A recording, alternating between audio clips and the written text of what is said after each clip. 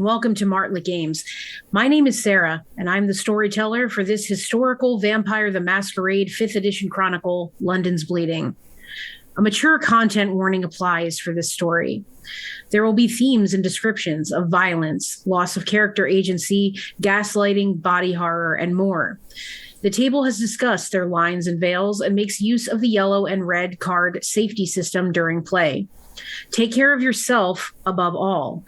If you become uncomfortable or triggered, don't hesitate to take a break or step away entirely. We'll be waiting for you with open arms should you decide to return. I'm delighted to once again welcome our kindred to the table, starting with Walter. Hi, my name is Ben. I'm playing Walter the Gangrel. I'm Patrick, and I am playing Rafe the Toreador. Hello everyone, I'm Samantha McLarty and I'm playing Lillian Crawford, the Ventru. And I am Stephen Rieger and I am playing Tommy Malkavian. Thank you to my players and to those watching, wherever and whenever you are. Every one of us walks a path of morality, fraught with obstacles, conundrums, and mistakes. We vacillate between righteousness and perversion, selflessness and ruthless self-interest. That pain stretches on indefinitely for kindred, each step darkened by the beast, its depraved whispers growing louder as the decades pass. What happens then when the paths of kindred allies diverge? Do the villainous vampires rise within their violent societies, crowned in blood, while the ashes of the meek are swept away? Can gentler Cainites prevail with tolerance and temperance? There are so many thousands of years ahead to tread the paths for the ones born of the dark stain of murder. We resume in the northeastern warehouse at the tobacco docks in East London after the Coterie of Happenstance encountered Regina Bollingsworth, a kindred enacting a plan of revenge against Prince Mithras for centuries-old tragedies. She has spoken a bit about starving Mithras. Tommy and Rafe have yet to speak to her. Lillian has tentatively agreed to work with Regina. Nathaniel, Tommy's touchstone, and Jack Dory, part of Walter's tribe, are still bound. Myron Bond, the recently embraced Nosferatu, a part of the Broken Mouth Gang, is also staked and carelessly strewn on the ground. Regina is surrounded by her legions of Nosferatu, 2 gargoyles, and shape-shifted gangrel at the ready. The irregular lantern placement splits the room with sickly light, a shard cast along Regina's pale neck, framed by her wild, dark, curly hair. She nods to Lillian, fervently agreeing she's made the right choice to work together. And after that, she looks towards Rafe. And Regina is sort of like standing, kind of holding court with her, all of her people behind her and all of you in front of her in this very empty warehouse. And she kind of cocks her head to the side and her eyes widen a little bit as she looks at Rafe.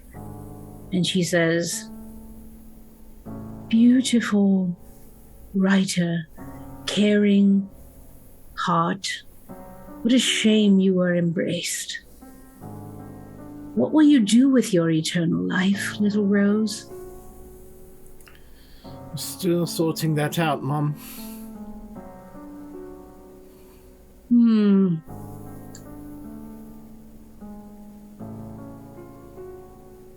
It's going to take a lot of thinking, but I know that Miss Crawford tends to be your keeper, nearly. And she wants to work with me. Do you? Well, Ms. Bollingsworth, the writing's on the wall. I'm barely past being considered a fledgling. if my elders and betters want to work together, who am I to fight? There's little I can do to offer any resistance here, Mum. If this is what Miss Crawford wants, this is what Miss Crawford is going to get, unfortunately.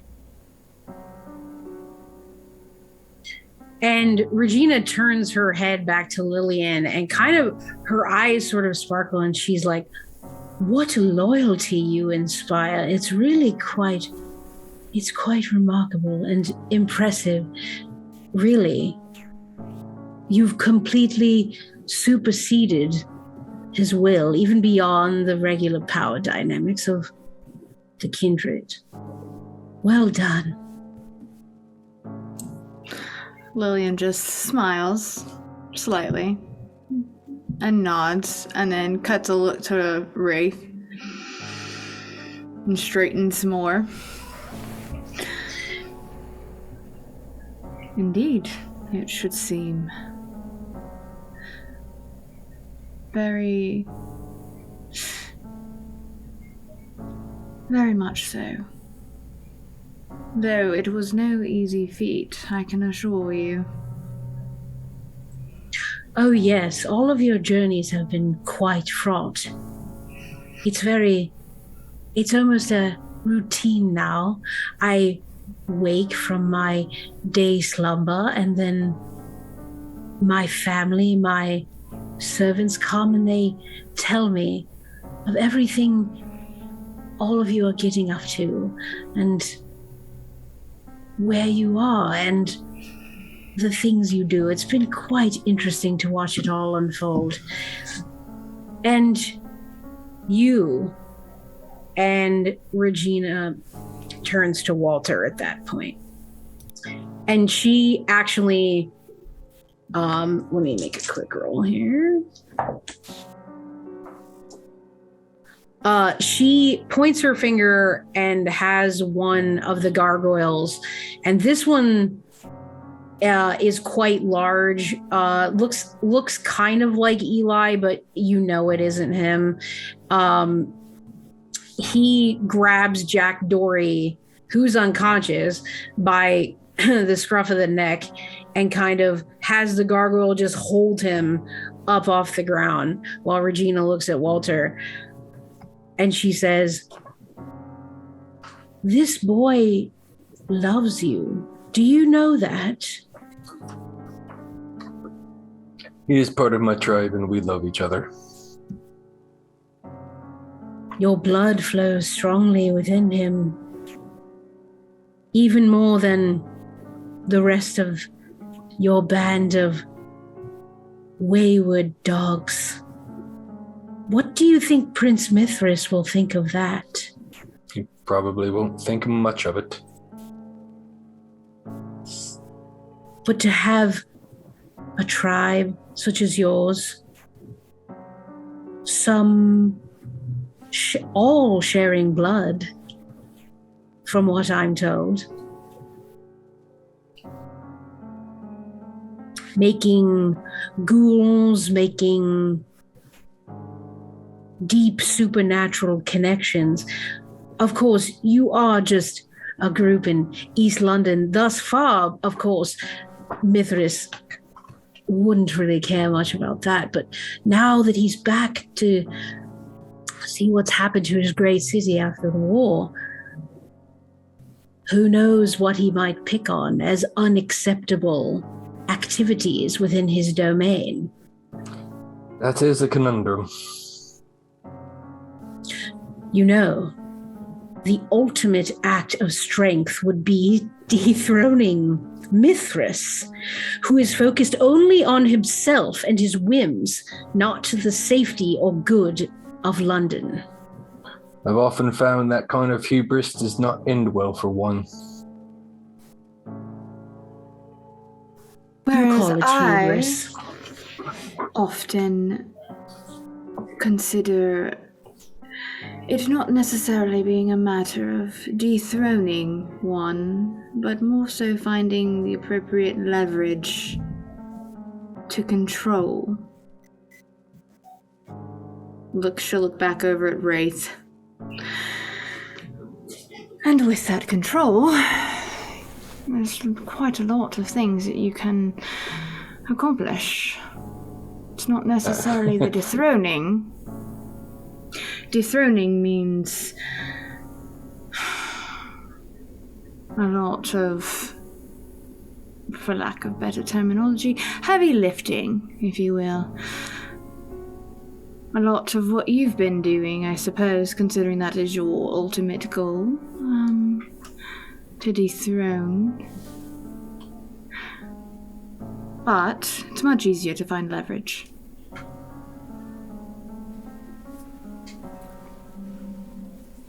And Regina sort of goes blank for a second, like she's processing what Lillian has said, and then out of nowhere, her face just like contorts in this picture of pain, and she almost like shrieks this out, and she says, "The time for politics and leverage and blackmail is over. The time has come now for bodily harm, for destruction, for ashes in the wind, for the false king. I've had enough of the background and enough of the machinations. This is why I remove his food source, so he will feel pain, so that his beast will consume him from within, and he will feel the pain that I felt. You will feel the pain that my sisters felt."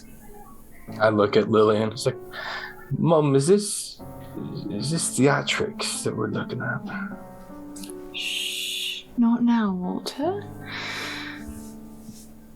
Not necessarily theatrics. You are witnessing a sort of raw emotion from a nerve being struck suddenly. Somebody once called that cognitive dissonance, I believe.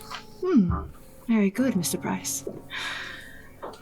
All right, Regina, I understand you are quite passionate about this, and I appreciate that. And again, not for me to say how you should handle your affairs. If you want him to feel pain and to hurt, then so be it. I personally would find a way to... I mean, you're wanting to starve him out. Can't you? You're quite smart. You've managed to find a significant amount of leverage on certain members of my group here. Can't you find something that would hit a bit harder?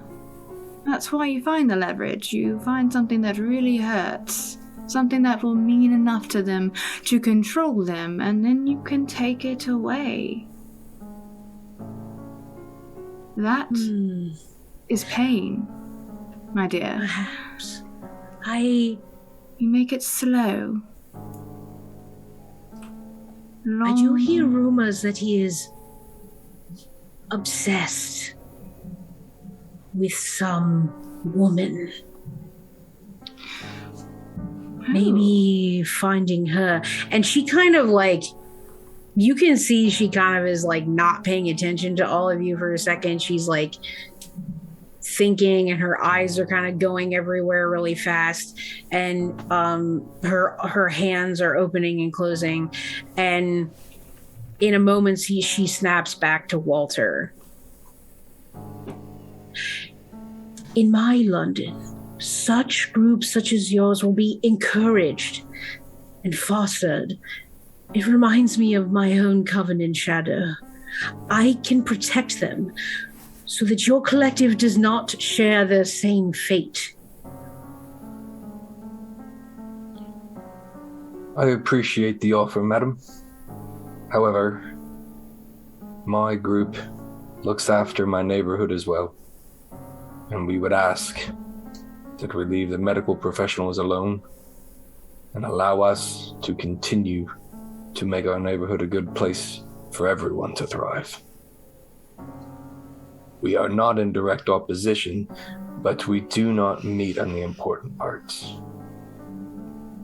You see, Regina, darling, that's why I suggest finding something closer to him that would hurt blood is blood. We all need it to survive. You're wanting to starve him out and make his beast come forward, then you find something close to him and you destroy it. Nothing makes a man like that go insane and let their beast come out to play more than taking something they care very dearly about away from them. I'm curious, who is this woman he's obsessed with? Oh, Pardon my interruption. it is the most delightful rumor. Well, I don't know how long all of you have been in London, but the prince drove out the Tremere, and of course, also driving out the Setites, the followers of Set. And I hear the woman that he loves is a snake herself. How intriguing. Do you think that he is bold enough to have her as part of his court somehow? Well, surely he'd keep her close, you'd think. You'd think, but you never know with his mad whims, feelings from night to night. And you don't have a name, I don't suppose? Not as such. Pity. Not sure it shouldn't be too difficult to sort out, though. I'm certain I can find most anything in this city, should she be in the city. But that will completely depend, though, on whether or not you would rather go that route over the blood route. At least first, And see how that works out for you. Or, worst comes to worse, you've at least done 2 points of damage. You've hurt him in the heart, and then you'll hurt him in the stomach. And Regina is sort of she's enjoying the things that Lillian is saying, and she kind of has a pleased look on her face. But then her eyes kind of narrow at Lillian, and she says, while walking slightly closer to Lillian, "But don't you ever want to feel their blood on your hands, your knife in their neck, your sword in their back, to take it directly from the physical form, the leverage, the games, the heartbreak, it's all well and good, but tell me, you never feel the desire to kill all of those who wronged you by your own hand?" If I'm going to be completely honest with you, I don't need to kill them by my own hand. I just enjoy the fact that they know it was because of me. That last look, right before their life is snuffed out, knowing who brought such misery and pain to them without even getting my hands dirty. Now that's power. That's control. Yes, that is where we differ, my darling, on that, but I suppose to each their own. And she then looks at Tommy. What is Tommy doing right now? Is he just standing? Tommy is exactly still. He is sitting where his eyes can't be seen, and they are directed exactly where Nathaniel lays. And Regina casts her eyes down at Nathaniel for a moment and then back up to you. We have sacrificed so much, you and I. Our identities, our humanity, to protect those we love, to honor the memories of those past.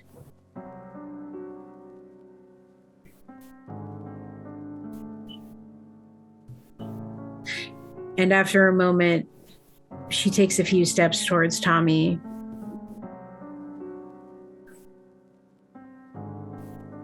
When Mithras is gone, you would be placed among the most honored protectors of London, a dagger of shadow in the night. Smiles all around. And you can embrace your beloved and never be alone again.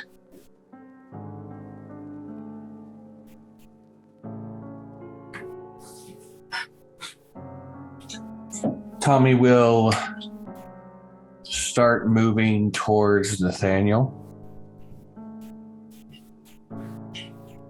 And he will not look at Regina, and he will get as close as he can to Nathaniel without grabbing him. If you let him go, I will unleash a new wave of violence you have never seen before. But this is now the blood on your hands.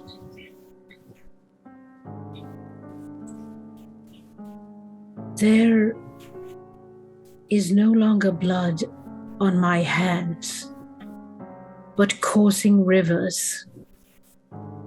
Through my veins, the blood, all the blood I have spilt for this directive.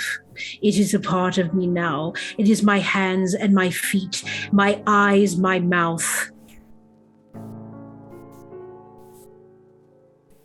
my lips and tongue.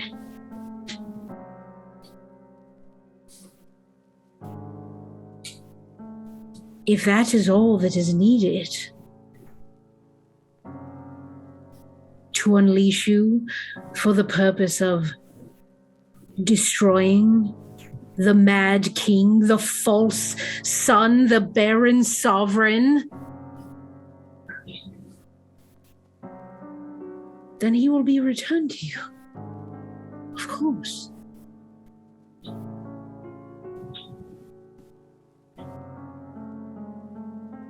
And what do you know of Mithras, Old One?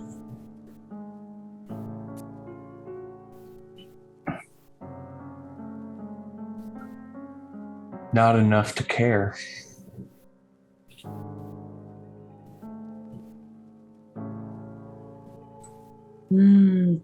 Your tune might change when he takes his fated steps through the Mithraeum in his golden robes, and how he will infringe upon your freedom to do as you wish.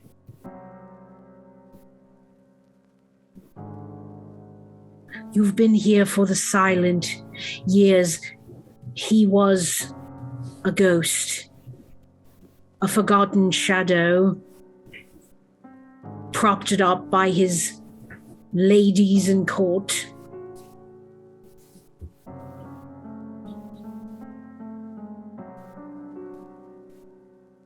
Your time is running out, my dear. The city will know what you've done. And Mithras will not tolerate it. And you will be destroyed, as well as Nathaniel. So I suggest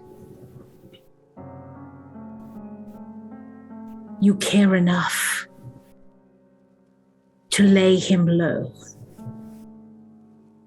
Do you understand? He just nods.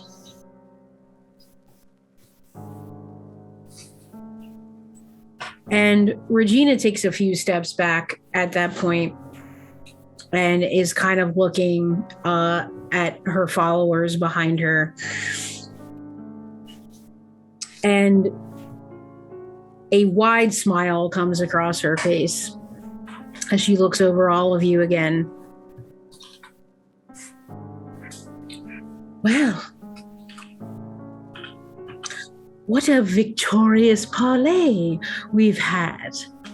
So productive for us all, I think. We all can get what we want. At least that's how it's looking. Now, the day is drawing near.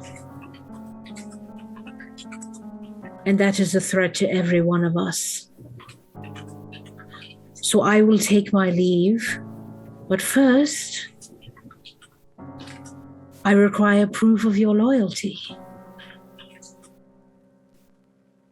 And your security that you will follow through on your word for violence such as I have never seen, Tommy, of information on the Prince Lillian, of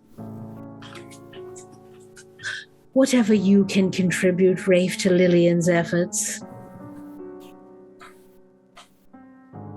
And Walter, shoring up your strength for when the time is right to strike. So how will you show your loyalty to me and to my quest? Madam, I think you are confused. I have not shown fealty towards you. In fact, you have stolen one of my people, and you have come here and told me that the only way I can get him back is if I do exactly what you say. So you're asking me to go against some sort of boogeyman that I have not met, nor will I ever meet, or follow you who has done nothing but cause harm. I will not get in your way. Then that is as good as swearing your loyalty. And you say you will not meet him, yet Elysium is but a few nights away. Do you not think that the prince will make an appearance there? His first look upon the city after so many years? Sure, Elysium.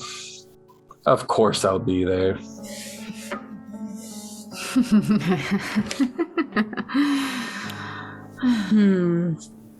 Yes, it's been so informal here in London for so many years now. It is strange, the return to those traditions, but creates quite the ripe opportunities for all of us, I think. I will stay out of your way.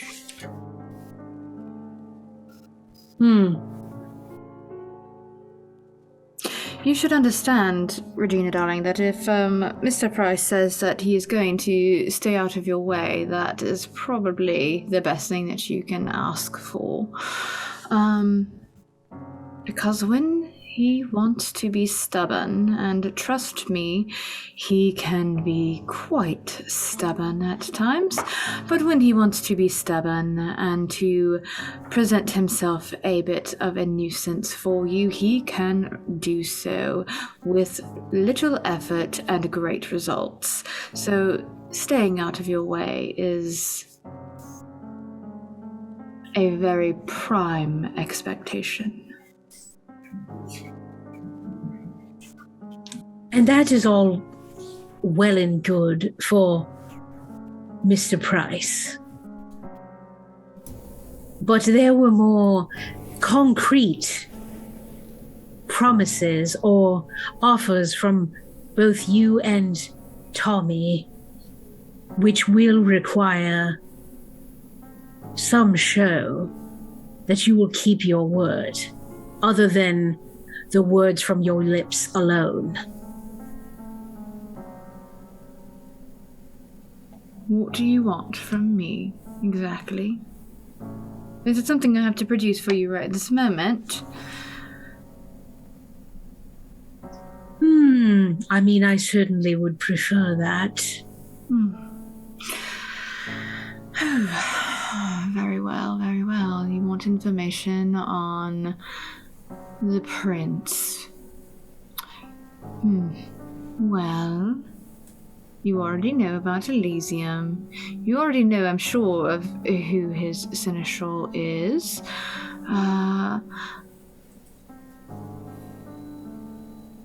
What about Jessica? A Justica?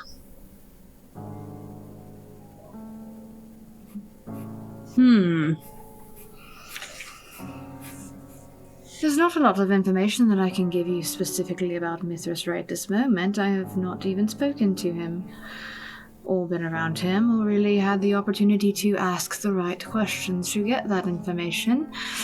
Now that I know that I need to do that, it wouldn't be difficult. But at this moment, I can offer you information on a Justica. And will he be among those that we destroy? Oh, very likely. He's not going to be very happy to find out that there is a coup against Mithras. He's very loyal indeed.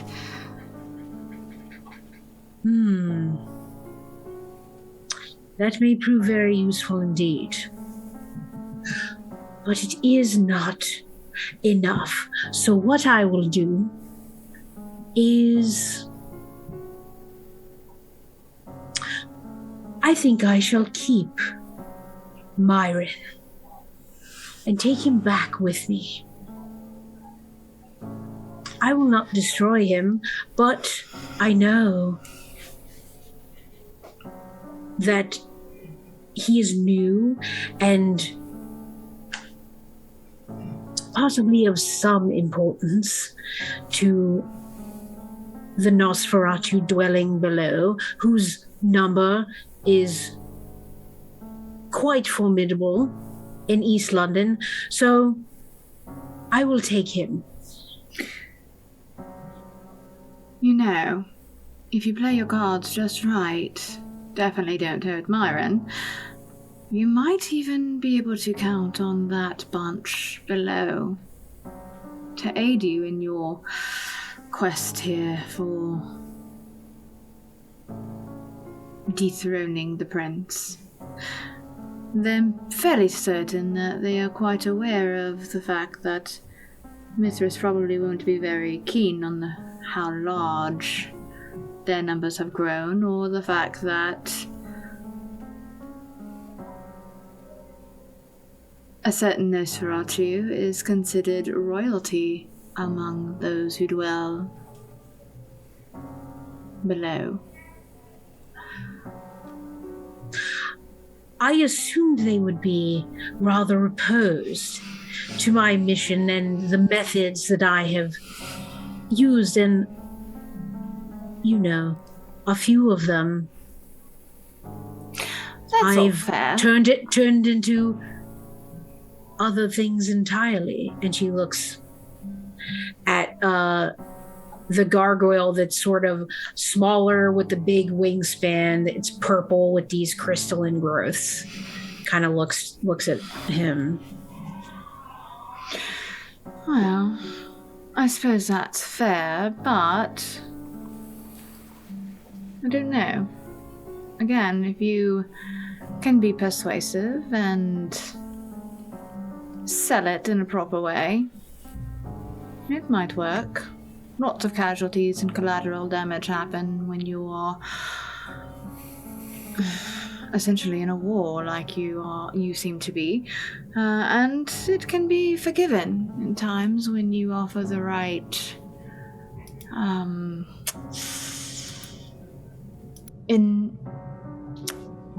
what's the word I'm looking for? Incentive. Right, that's it, incentive. Slipped my mind for a moment, but yes, Offering the right incentive for one, not dying and not starving to death, and, so on and so forth, continuing to hold their grounds under the streets and being able to do as they please without question. Those bargaining chips can go quite a long way, actually. Especially if it is presumed that once His Royal Princeness decides to make an appearance, he will likely wipe it all away. Yes, I wonder how aware of that danger that they are, in fact. But very well. That is something new for me to consider. And I have Mr. Bond to return with to my residence. Now, you will meet me the night after Elysium at my estate. A messenger will be by to each one of you to provide the way and directions. And we will see exactly how to proceed in this final strike, the final hour of my revenge. Thank you. Thank you for helping me achieve this. And she opens her arms out to Lillian, just like briefly, not to touch her, but just kind of like to just give her this gesture. And then she puts her arms down and she motions the gargoyle, the dark purple gargoyle with the crystalline growths, and she has one of the Nosferatu come and put almost like a saddle on top of the gargoyle, and she looks at Lillian one last time as she swings her leg over this gargoyle, and she says, "So lovely to speak with you finally, Miss Crawford. We will both be able to ensure our legacies. And do say hello to Bess and Mary Alice and give them my best, won't you?" And the gargoyle sort of like a back door opens, and the Regina with the gargoyle sort of like they start making these like huge strides, and then all of these shapeshifted gangrels just scatter. There's howling from wolves and barking, and basically everybody starts to scatter. The other gargoyle leaves and takes flight as well, and they all are making haste, all leaving the area in separate directions. And so you're alone there in the sickly lantern light after a handful of minutes. I still have Sense the Unseen up, I think. Maybe? Yeah, I mean, we'll say that it's technically still. I don't know. We'll say that it's technically still active. I mean, we're not going to have a powwow here. That's not what's happening. No, but I'm just wanting to look around to see if there's anything lingering specifically. No. Some of the Nosferatu did like obfuscate when they were leaving, but I mean, you see them, but they're not hanging around. You don't see any unseen presences right now. You do get this like faint like aura of like magic and just supernatural power. You do get sort of this residual, like almost smoky effect, but that also doesn't linger. Right. All right, everyone. I think now would be a fantastic opportunity to perhaps return back to my estate and I don't know. Let's have a bit of tea, shall we? I could use some tea. It's an excellent idea, Mum. Wonderful, wonderful. I think it's going to be a long walk, seems how I no longer have a car or driver. I do not. I'm not sure you're going to be able to walk all the way back to your estate in Notting Hill. Like, you have to cross over. Yeah, sorry. You're not going to have time to walk all that way. That's just a bit too far. So who's the closest? Yeah. Probably Walter at the Shadwell Basin. Honestly, his is probably the closest to the tobacco docks. Yeah. It's all the same. I think meeting at the next closest place would be best for any tea and conversation. All right. By the way, Nathaniel was left there, as was Jack Dory. Well, I'm gonna pick up Jack Dory. Yeah. So both of them are unconscious, as far as you can see. They definitely have cuts and bruises for sure, like dirty, roughed up, but neither of you detect any like serious injury. Is they are Dandy close by? Is this like a natural or unnatural unconscious? Tommy, you go first. Okay, sorry. What did you say? Close by? Is the Randy Dandy close by? Let me bring up a map here just so I can get the most accurate picture. Because that might be an option. I mean, anything in this area, like south of Whitechapel, you can probably get away with. Okay, let's see. So you're up here. I mean, that'll take you probably an hour or so to walk down there. So it's a walkable distance. Like, you'll get there before the sun comes up, certainly. Let's see.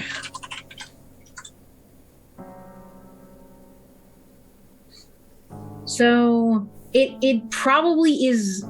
It's not quite as close as the Shadwell Basin, because that you can kind of just like go around the dock and you sort of end up there. But if you want to walk south and slightly east to the Dandy, that would be an option, I would say. There's multiple rooms. I mean, Rafe is kind of banned. No. I will not be seen staying there. No offense to you, Tommy, darling, but no. Well, it's either the Dandy or my place, Mum. We can go to mine. Sarah, how far away from my place is the Taylor residence?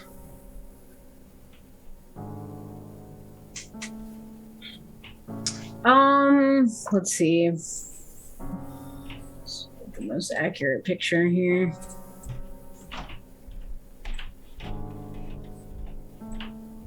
So it's pretty close. Like, it's within like a 20 to 30 minute walk from your little secure house in the Shadwell Basin, and then to the Taylor house. Okay.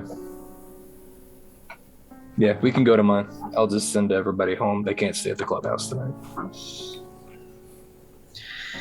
Fine. Thank you, Walter. Of course. I will grab Nathaniel and start walking. And I'm going to follow behind Tommy and start walking as well. I'll bring up the rear. I've collected Tom, or Dory, Jack Dory. Mm-hmm. And we're walking to my area, keeping conversation light all the way. I'm keeping a lookout Same here. with Sense the Unseen. Heightened senses. Sure. So with your heightened senses, Rafe, almost immediately upon leaving the warehouse and seeing that giant furnace, your hearing is assaulted and you hear sirens.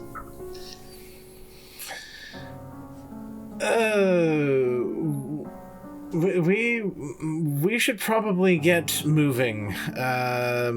Sounds like there's a fire brigade on the way. Double time then.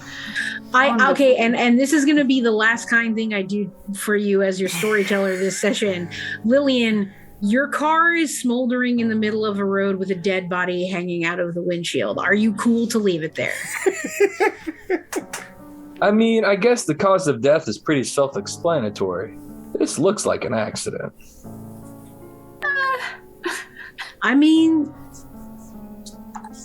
All right. I guess I don't know. I don't know. Who knows Lillian, how law many enforcement is going to accidents do you interpret that? have?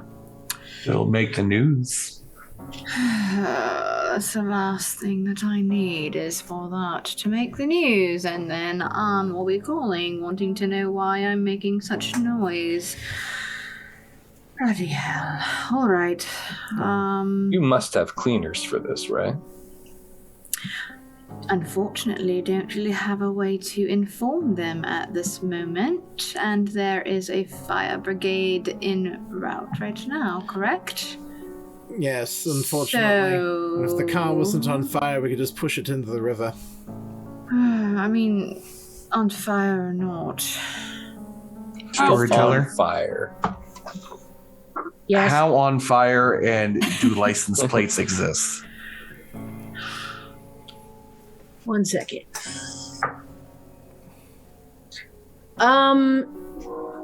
There are like a few flames, like you're kind of at a distance from it right now. You're not like up close because you had to walk in all, like it's a high walled dock area that only has like a couple of entrances, and it's hard to see beyond these huge walls. But because you're heading toward like how are you trying to get out of here? Are you going the same way through where the gargoyle brought you in, kind of on the side door, or are you looking for a different way out? Like the logistics of this do matter. I mean, I'm not trying to go like trailblazing here. Like I'm trying to get out fast. And so if there's an obvious door to the outside, then we'll take that. But if not, I'm not trying to do like Spinal Tap through this bitch. We need to, like, if the easiest way out is the way the gargoyle came, then that's what it's going to happen. I mean, that's an exit / entrance that you know is open because it is like the dead of night and all this stuff is still actively being used at this point in history. So it's locked. Like the front gate is locked. I mean, I can throw some dice. I did try to look around for a quick exit while everybody was talking. Okay, sure. Give me a wits and awareness then, Walter.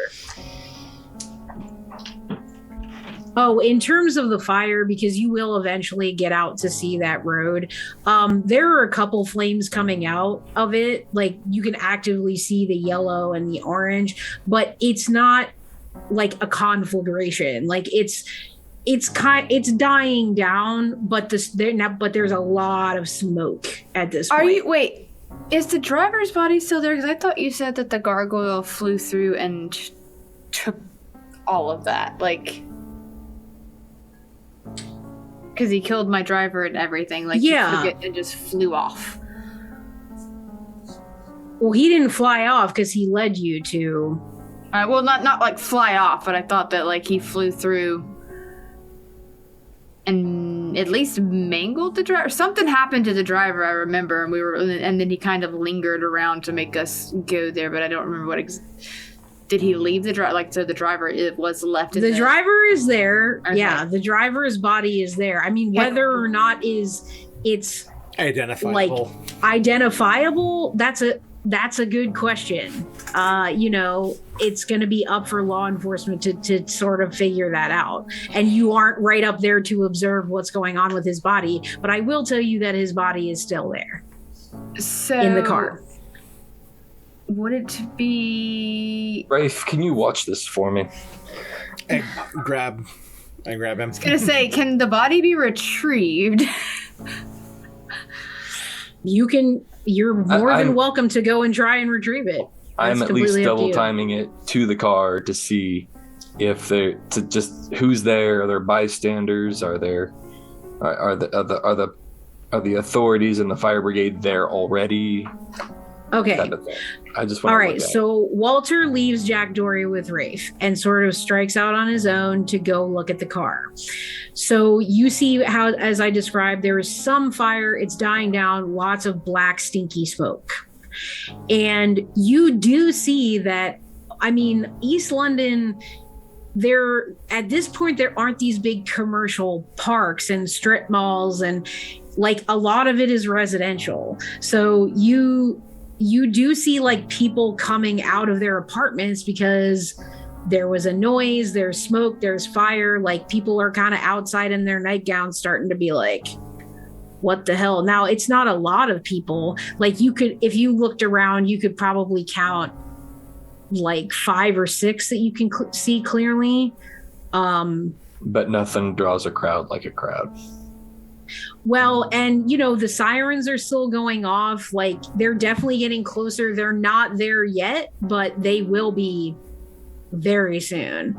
Very soon. 10 minutes soon. Imminent. Sure, let's say 10 minutes. We'll say 10 minutes. How far are we from a body of water?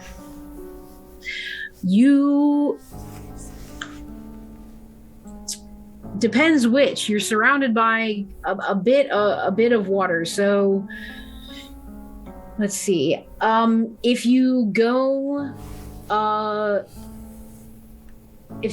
east, now you'll have to kind of weave your way through the streets and actually potentially part way through Wapping Woods. If you do that, you will get to the Shadwell Basin, which is water. But there's not like a dock or anything within eye distance. Like, yes, there is actually. It's a canal. So just south of the tobacco docks is a canal. So here's what I'm thinking, Sarah, is that if it's at all possible, I want to obscure my face and body and see if I can just fucking drop, rouse the blood and push this son of a bitch into a body of water. Before the authorities get there. If it's not possible, I get it. Let me look. But I'm looking at the location and the logistics of such thing. If we can't do things cautiously, then we'll do things recklessly. If it's not, Lillian's just gonna say to forget it. Just leave it. No, yeah. I'll deal with it later. I'm not wasting time on this, but if we can destroy evidence right now, but it's a canal. It's like, 3 feet deep? That's not going to help. Yeah, it's definitely not deep. Like, it just is, like, sort of surrounding the southern end of it's not worth the effort. tobacco dock. Yeah. So honestly, my only thing was to try to see if we could retrieve the body. If we can't retrieve the body, then I'm not worried about it. No, that body's bacon by now. Okay.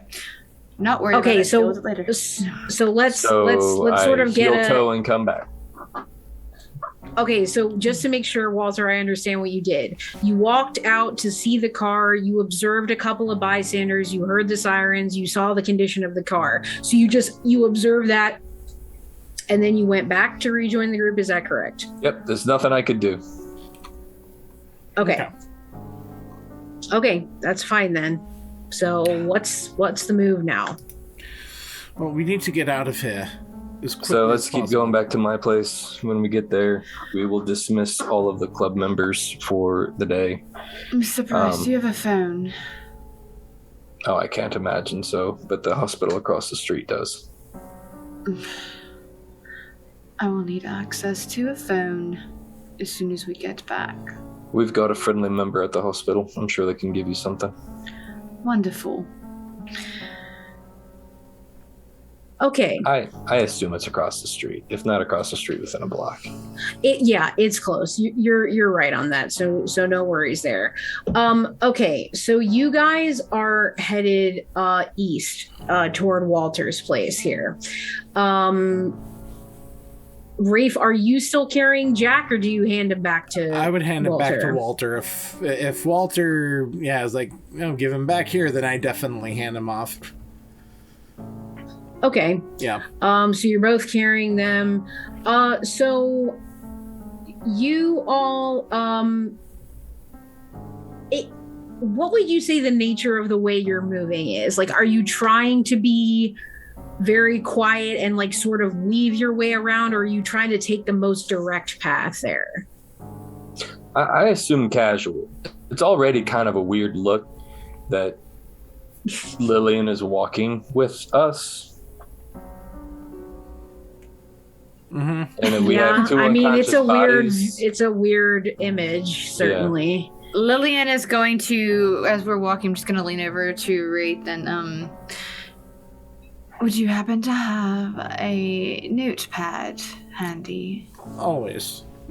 Fantastic. Pull that out and pretend like you are writing as I am talking to you, like you are taking dictation, please. Thank you. And I'm just going to be mumbling like I am talking to him, and he is just writing down all of these things. Yeah. Okay. As we're walking. Okay. Tommy, if anybody asks, we're taking our mates to the hospital. Okay, so we have this charade happening. We have the flimsiest of stories. But okay, sure. So you guys do you're making your way east. I mean, you hear the sirens, you can hear sounds of like some activity from the neighborhood starting, some voices, some raised, some not. And you're making your way, and you see the water of the Shadwell Basin, so you know you're getting close to Walter's place, and you're kind of circling around to get to his place, which is a bit tucked away by design. But as you sort of round the southern corner, two police officers spot your entire group, and they both approach you, and they look a bit keyed up, for sure. Like, they don't look nervous, but like they're extremely aware of what's happening around them, and they kind of put their hand up. Excuse me. Oh my goodness, I'm so pleased. Thank goodness you are here. I need to make a report immediately. And come on now, quickly, get ready. I've got to make a report. That was my car up there. My driver kicked me out of my car, and then I don't know what he did. Sorry, Mum. I was just telling this gentleman he's part of the paper, aren't you? You're part of the paper. I was just telling him so that he could report it for me, because I'm just so disheveled. I don't like to be on this part of town, and these gentlemen are apparently friends of his, and they were trying to escort me back to my home. I'm so terribly frightened right now. Activate off. You activate awe. Activate off. Okay, sure. Oh. I was about to say, I also have a specialty in cover-ups, by the way. Sure. That's very good. Okay. And mesmerize as well, or entrancement. I can't remember hold which one up. of those is. Hold up. All right. So, Lillian, you gave them this whole, like, you're telling them all of these things, and they're kind of nodding and like looking a bit confused about what you're saying. So we'll say that what happens first is Rafe activates awe after you say that to them. So go ahead and roll your manipulation and presence, please. Okay.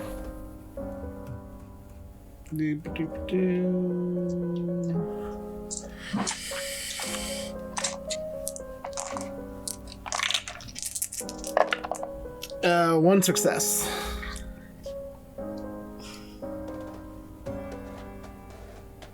And you see, sirs, the man was clearly intoxicated. I don't know what happened. There was a big to-do. I just happened to be walking home. I was working late at the paper, and then I saw the whole incident as she described, and now I'm escorting her to her house. She is right. This is a very dangerous neighborhood, sir. And he, the officer on the left, kind of like raises his eyebrow. He's not affected. He doesn't seem to have like eyes on you like normally he would. Like it's like nothing happened. So he's just like, all right, so there was some sort of accident. Your driver kicked you out, and I'm going to use entrancement. Okay, so now we want to. Okay. Okie dokie. So that is a rouse check for you. I did not get hungrier. Okay. And then your charisma and presence, please.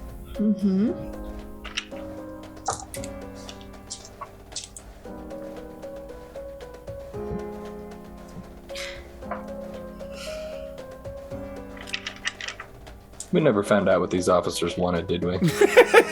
No, you just started talking. And I have not been able to Which get a word is in. the first sign of guilt. Sam started it. I'm doing the very rich girl, the rich woman thing, like when they're very wealthy, they think everything is about them. So clearly an officer approaching has to be there to do what she needs him to do, which is take a report because terrible things have just happened. Lillian's clearly She's crying her straight. white lady tears. I am crying my white lady tears, yes. And I was planning on filing a report when we got back to Walter's place, so I asked for a phone because that's my fucking car. So, 7 critical. 8 critical. I forgot that one. Oh wait, that was a discipline, so I get to add, hold on. Where did I write that down at? Yeah, hold on. 9 critical, that was another success. Okay, so this particular officer that you've used entrancement on is completely in rapt fascination of Lillian right now. Just like big wide eyes, his mouth even starts to hang open. He's just kind of like, okay, you need to make a report. Of course, Mum. Shall we go back to the station? It is dangerous around here. No, I'm too frazzled about it. Could you please, would it be so terrible if you were to come by my estate, say tomorrow evening perhaps, once I've had time to process it all and see my family. This was very life-threatening and I was very terrified about it and I really need to get back to my girls. Right, your girls. Yes. Of course, Mum. Yes. Well, I suppose that the fire brigade will handle the practicals as of tonight, and I can come by tomorrow. Can you? And he like hands you like a piece of paper and a pen to like write down your details. I tap Walter on the shoulder and we just keep walking. And if you don't mind, could you give me a ring when you're on your way so that I can make sure that I am presentable? What? I'm very frazzled right now, and I think I need a lovely spot of tea and perhaps maybe a little nip of something to calm my nerves. You understand, I'm sure. Of course. This was a terrible, terrible endeavor. I cannot believe he would do that. Yeah, a nice cuppa and get you some beans on toast, and Right. you'll be right as rain, my lady. Of course, and we'll ring beforehand. And the other officer is looking at the officer that's entranced by you, and he's kind of like,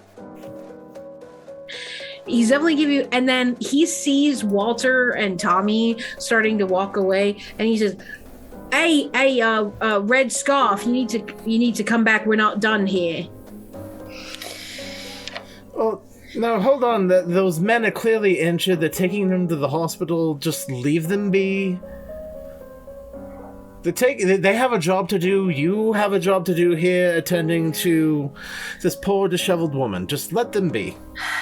Right. Why are you not paying attention to me? I'm the one that was just in a traumatic situation over here. Okay, so Do you see what parts of town I'm in? I can't even give a shit. Oh my I god. put Jack It's Dory very on the ground. okay. I look at one of the officers who's looking at me. The officer that is not entranced is looking at Right. you and Tommy, kind of like going back and forth, keeping you. I look within at his him. Vision. Yeah. Okay. What can I help you with? Actually, I know, good on ya for looking after your mates here, but and he points to Tommy, and he looks at him and he says, we are looking for someone, and you match his description quite well. Get around. I do. You sure? Yes, Cloud memory? If you weren't gonna do it, I was gonna. Okay. Roll your charisma and dominate.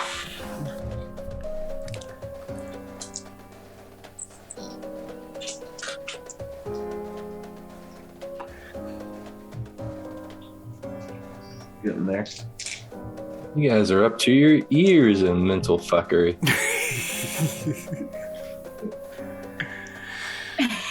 There's a Toreador. Should be my bread and butter, but I've got all of 3 dice. 5.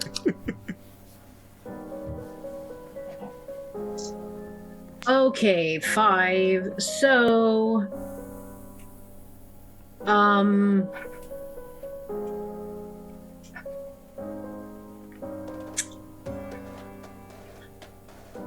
so he will, so this officer in particular that's looking at Walter and Tommy, it's one of those things where his face kind of goes a bit slack again, and I'm assuming Tommy, you're issuing the command to forget, as is customary Yes. here. And as soon Okay. as everything's done, I will turn away from everybody, put on Mask of 1,000 Faces, and turn right back.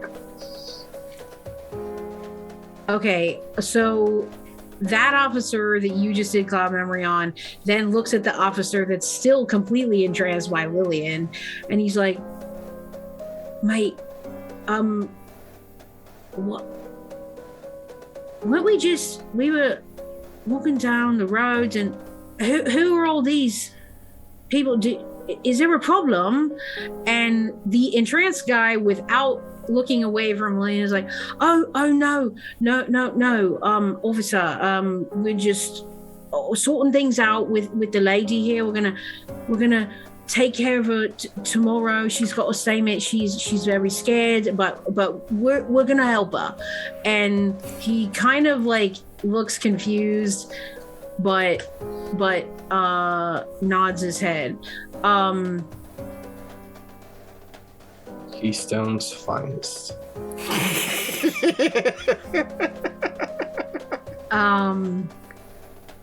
So I'm trying to think of like the exact like mechanics of like, do you like have to say that the entrancement is over because he's like rapt attention? So Oh, at that point, like once it's done, and she's just gonna be like, May I go now, please? Can you please go and just investigate the car and see if the poor driver is all right? I don't know if he's all right or not. There's flames and... It's a horrible accident. Yeah. Yes. Right. We need to get going now. I think. And he's like, Smith, let's go. And so the other confused officer and he, the first officer kind of shakes out of it. He puts the paper with your information in his pocket, and they head back west in the direction of the car. And I'm gonna keep going the other way with these guys. So you're continuing on to Walter's residence. So it's just another like maybe 7-8 minute walk. You were kind of almost there. And you arrive at the door to Walter's haven. Okay. I open the door. Come on in, everyone. Lillian's just going to look at Ray. I'm going to need you to actually write up something for whatever paper it is you can get it into. Oh, easily done. Not a problem. Fantastic. It'll help sell that little ruse. I find a couple senior members of the pack. Let them know that we will have guests staying in the clubhouse, and because of this, everybody else besides these two who will stand watch will have to find someplace else for the day. And they follow your instructions pretty much with no hesitation. So, okay. Once I'm sure we're in a more secure area, where it's like I look at you guys and I'm just like, we have had newer faces show up over the last couple months, and I think that Regina has plants in my pack, and I will have to suss that out on my end. But for right now, I can't have any of them stay except for the people that I know. It's an excellent idea. Go ahead. I was going to say I was going to kind of ready myself, kind of making some tea or getting some water or whatever for our two unconscious guests. Just doing whatever I can to try to make them a little bit more comfortable. And this is not a hobble. I spent the points. This is... You did. Yeah. The kitchen is well appointed. It's stocked with everything you could need. There's food, digestives and tea, cinnamon tea, all that kind of stuff. So where exactly do you have Nathaniel and Jack Dory, like, currently? Like, I know you're making tea, but like, are they in a bed? Are they in a chair? Like, where are they? Tommy would have taken Nathaniel to the closest open bed that Walter would point out to me.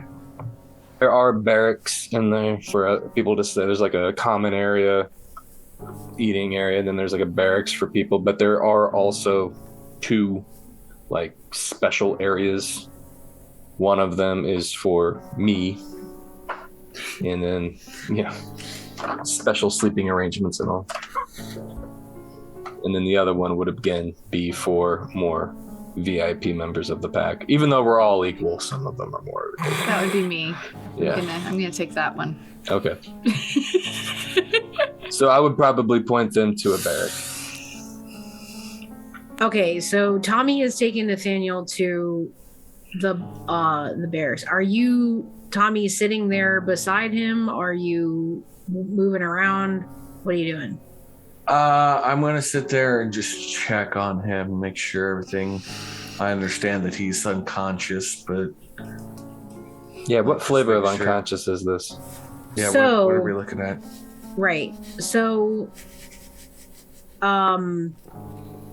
after a few moments, Tommy, of you sitting there by Nathaniel's side, and he's breathing, and you can tell that, but he eventually stirs and sort of groans and moans and like holds his head, and you can like see this in like the low light, just this like sheen of sweat across his forehead.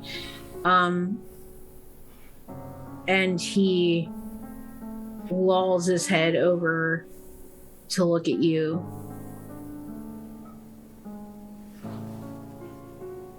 Tommy, where am I? I take my scarf and I kind of dab the sweat from his brow there. And Nathaniel, it's been rough. You're safe now. I was just... I don't know what I was doing. I left the note. I was leaving. I didn't want to see you. This was not the situation that I wanted to be in as well. But you were in danger. And I have you here. Now, I understand if we need to continue our separation right now. But that's not going to be the case tonight. We need to rest. We need to stay safe.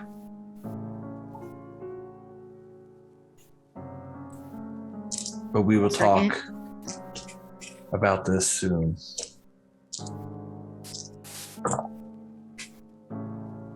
And you can see him struggling for a moment, his face contorting, his body tensing up. And he kind of says through like gritted teeth, he's like,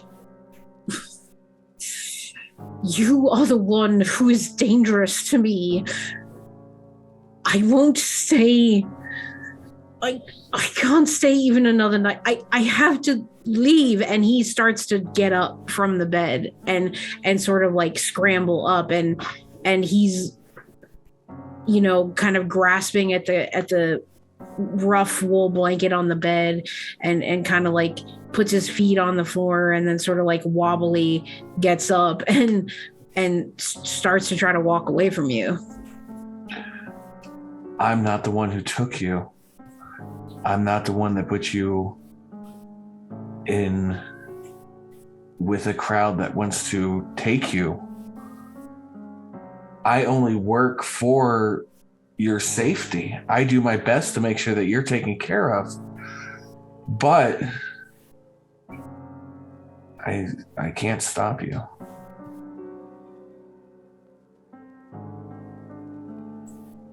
And he immediately almost like collapses back on the bed. And he just starts crying and just saying and just repeating like, you don't understand, you don't understand, you don't understand, for a while, until he kind of like starts to get more tired. And the sobs kind of, but they eventually die down. And he's just there in the bed, not saying anything.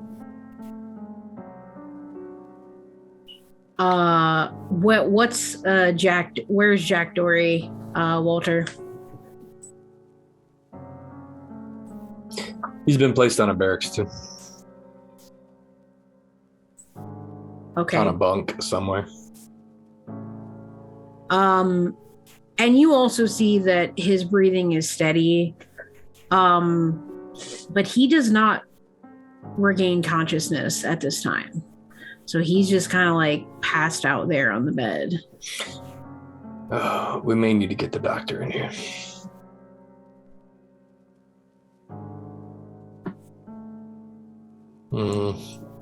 I go out to one of the watchmen.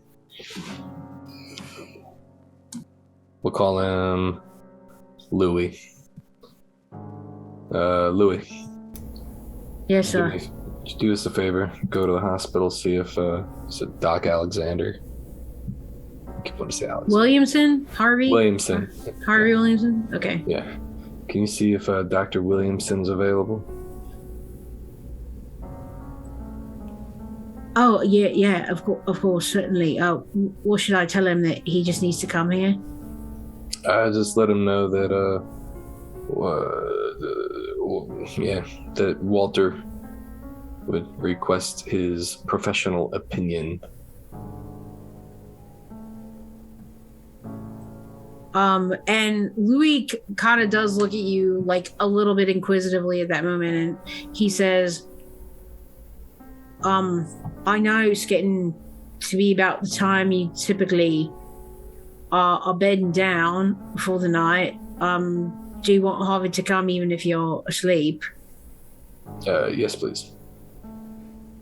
All right. I'll make sure he gets here.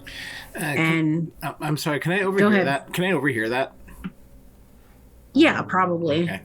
I would say Rafe might actually, hearing that there's some concern, Rafe would actually come walking in. Well, if you don't mind, Walter, I could maybe try taking a quick look at him. Yeah. Hang on that, Louis. And Rafe's actually got a plate of beans on toast and a cup of tea. Since I look at you like you are absolutely daft.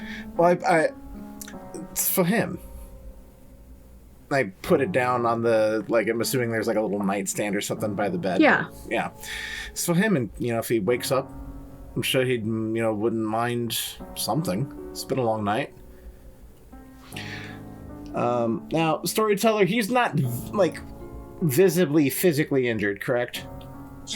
Beyond, much of his body is covered by clothes. It is still cold outside, but on his face, you don't see any cuts or any deep lacerations. You see cuts and bruises though on his face and his hands. But he doesn't have a goose egg or something, like he was concussed and knocked out. Nothing like that. No. All right. I will go ahead and I'll try using Obeya on him, just to see what happens.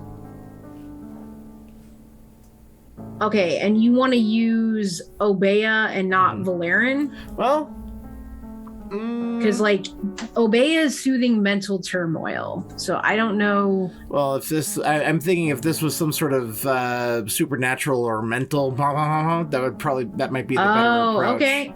I see what you're saying. Yeah. Okay, sure. Okay, so go ahead and browse if you haven't. I have not yet. Come on, okay. Rosie's dice.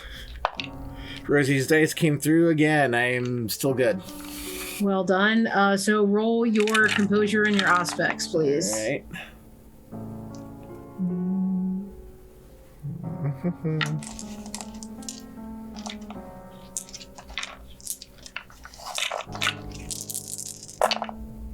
I'm spending a willpower. Okay. 2 successes. That will just do it. So you can see a distinct relaxation of the body where there was some jerky movements, some tense muscles. You can see that sort of wash away from him as he sort of sinks into the bed a little bit. And Rafe's got one hand on his shoulder and he's just kind of gently stroking the side of his face. Just to... And then his eyes do flutter open, actually. And he's just saying, Walter. There we go. He's all yours. Walter. I'm getting the hell out of here. Yeah. Okay. You're back at the clubhouse, Jack. I was just out on my patrol, and then, but now I'm back here. You remember anything about what happened to you? No. Where were you on your patrol? I was I was by the tobacco docks. Okay. You're safe now, Jack. We want you to take a load off. Try to remember as much as you can. I'm sorry, Walter. I keep mucking it up. What did you do? This is nothing unless you've done something else. No. I haven't done anything else. Just Okay. what you told me. Well, then this isn't your fault. Don't feel bad about this one. But let's leave the tobacco docks alone for a little bit. I promise I won't go back there. I promise. If you tell me not to, then I won't do it. And he looks like he is about to like start crying and like really like have a moment of breakdown, but he seems to come off the precipice of that and sort of I help him to his feet and give him a big feels bear more hug. calm. And he's a smaller guy, but you feel the force behind his return embrace as he like buries his head in like your neck for a moment and will be held by you as long as you will hold him. Get it out, my man. And so he eventually breaks away, Good lad. and his face is sort of steel, and he sees the beans and toast and the tea, and he immediately like starts just attacking this like full force, and it's just like with the beans on toast. Now, Jack, So- where are your manners? I believe you owe a thank you to Mr. Gill. Apologies. Sorry, who? As a friend of the club, and I point at Rafe. Rafe. Yeah. Yeah. Mr. Williams. Yeah, Mr. And so Jack will sort of just shuffle a few steps, so he can like get a look at Rave's like, thank you, sir. It's my favorite. Blush of life, which I failed to rouse. So I'm at hunger 2 now.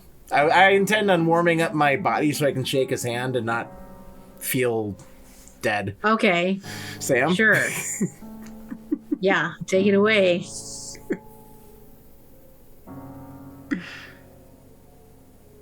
Sam, did you want to do my beast?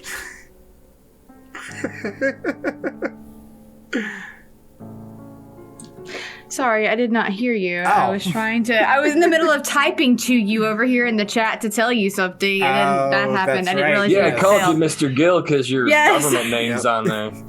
So I said change your name. Yes, your beast. Oh, now look at what you've gone and done. Are you proud of yourself? Have you done what you're intending? Look at you. Oh, you've made a friend. Careful though, darling. Get too close and you might upset Mr. Price there. Wouldn't want to do that. You've upset so many people close to you recently.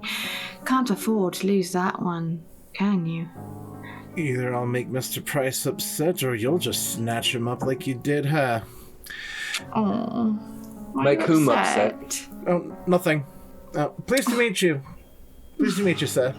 And Jack will come over and shake Rafe's hand a little weakly.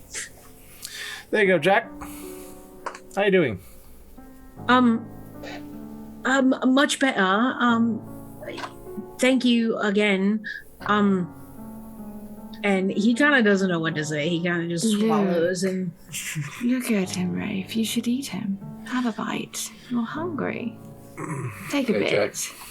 Just thank him for the food and tea and go about your business. Just a taste, Rafe. That's all you need. Just a little taste. Jack, you should probably get some rest, alright? And, I'll see you tomorrow, alright? Yes, sir.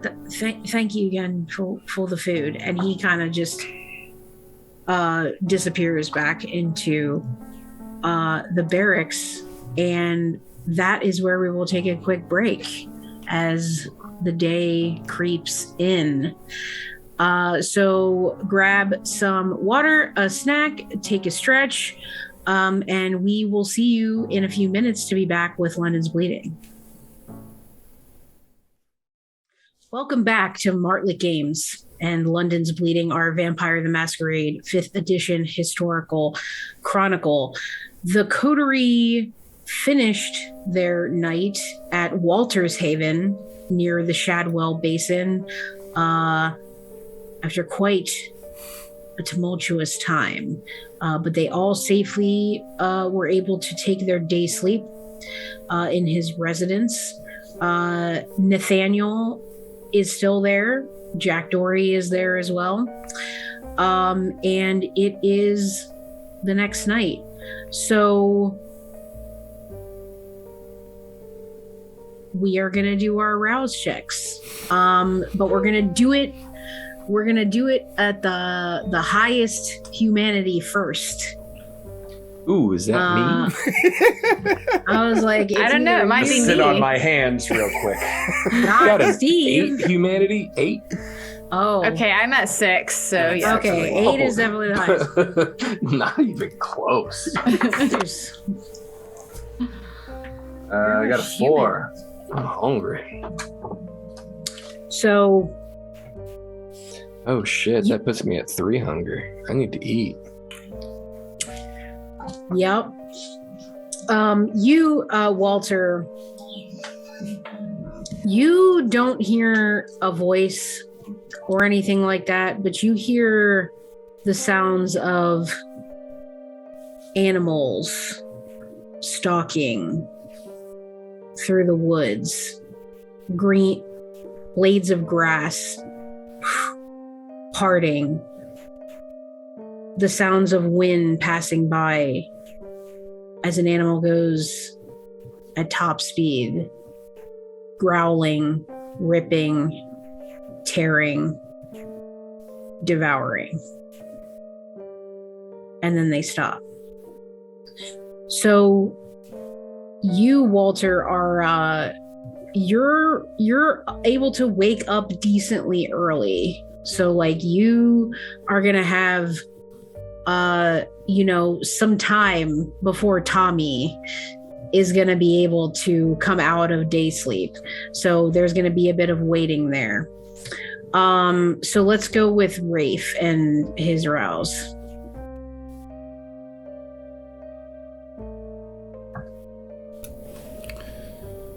I am good. Okay. What's your hunger level currently? 2. Okay. Pity. Now we'll go with Lillian. I'm good. Okay, good. And your hunger level currently? 1. Okay, good deal. And then last, Tommy. We are good. So we're at a hunger 2. Walter is a bit put upon having all these people in his haven. It's weird. So his beast maybe doesn't I'm looking like at that Jack so much. Dory like he's a giant T-bone. Pretty, yeah. I mean, how easy would it be to just take back your blood? Well, and that's exactly what he's thinking. He's just like, Jack, like looking at him like feisty. Jack, you showed an incredible amount of strength. Being very really? proud of how you handled your abduction. Oh, I'm really glad to hear you say that because I was feeling so weak, like I really let you down this time. On the contrary,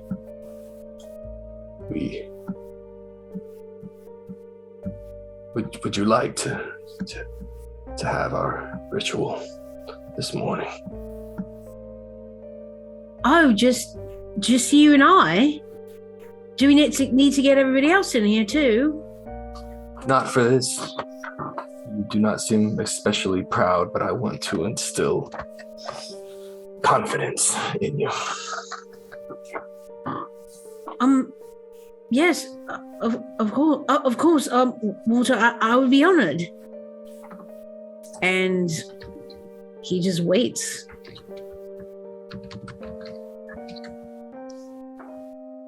Okay. I take him back into my area and feed. And let him feed.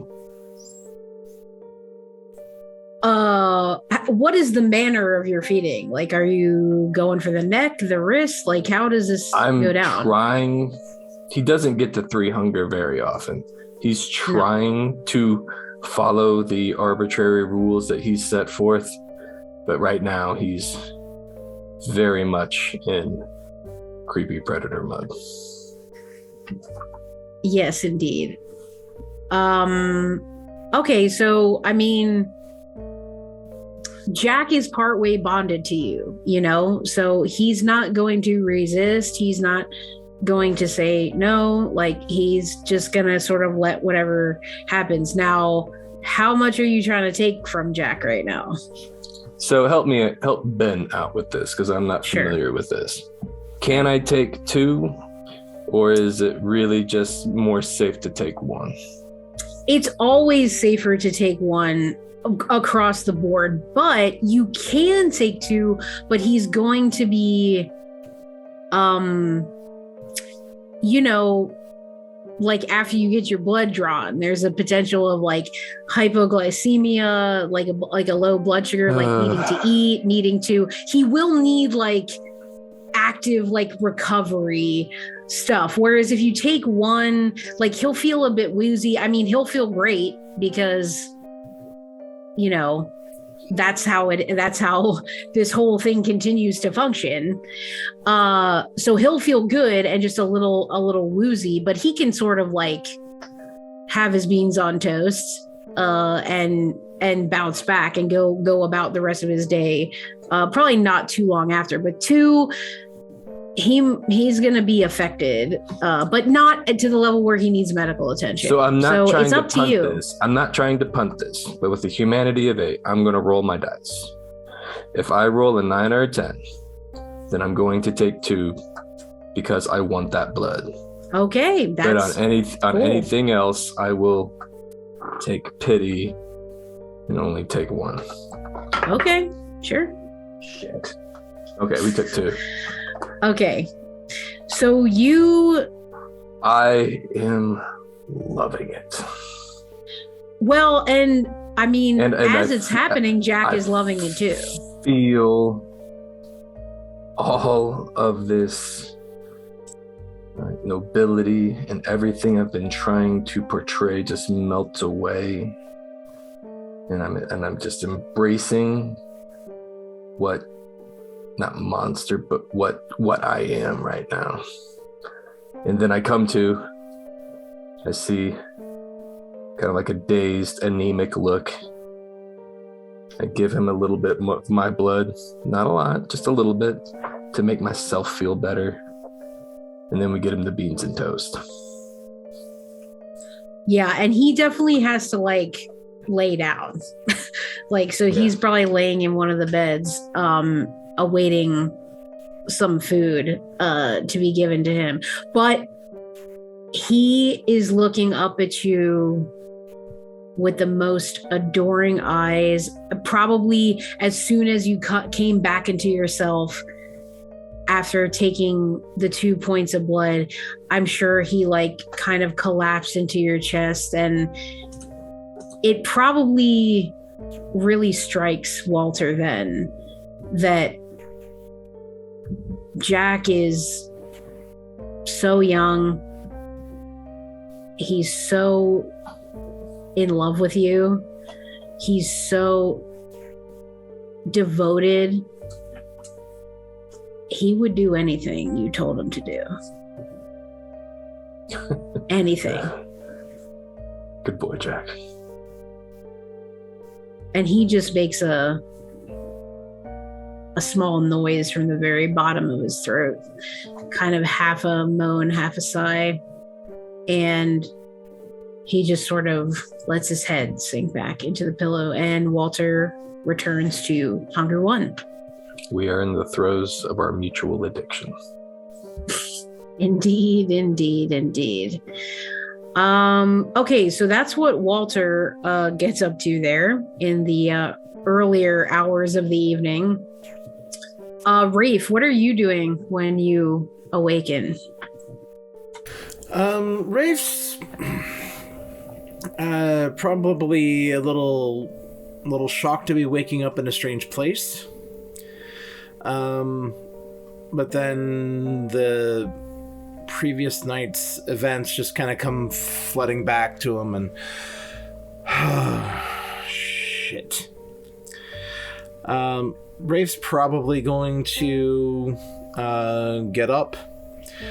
If there were any of Walter's people that have kind of like filtered back for the night, Rafe is going to do kind of what he always does whenever he's left to his own devices. He starts asking, or interviewing the war veterans. I think Rafe's already kind of talked to a few of these chaps, and so maybe he's doing some follow-up, or maybe getting some news stories. And actually, before that, I think Rafe would probably approach Walter to, if there were any of the newer faces around that Walter would be suspicious of. Rafe might want to do a little extra nonchalant. We'll say good cop, good cop. So your intention is you're trying to suss out if there's somebody who seems suspicious? Is that what you're doing? Well, under the guise of continuing his interview work. Oh, yeah. Okay, understood. And Walter, what would be the directive? Maybe I don't know if you had said when you originally got there. I know they left for that day, like, were you permitting them to all kind of filter in normally? Or I would give them a time frame to come back, which would have been, I don't know, like 30 minutes after our day sleep ends. Okay, so then so I just want to make sure that would track, that Rafe could have some people to talk to there. So yeah, we are fine. not having any strangers milling about with 4 people sleeping. Right, sure. Makes sense. So these are I gotcha. But the newer faces are going to start showing up now, is what you're saying? Yeah. Oh, well, excellent. I'm just like the only people in the building would have been the 2 watchmen, us, and then Nathan and Jack. Understood. And if we get up at, I don't know what, it's Christmas time, sun goes down at 5. I mean, yeah. I mean, we've crossed into the new year at this point. Still winter. I mean, yeah, It's January. Yeah, maybe early Feb. So if we get up at 5:30, then nobody would show up until 6. Okay, so Rafe, I would like you sort of in this quest to sort of do your follow-ups, talk to some of the people. Roll wits and insight, please. Okay.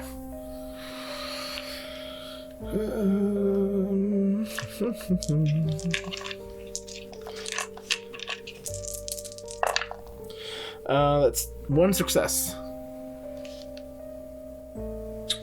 You don't notice anything that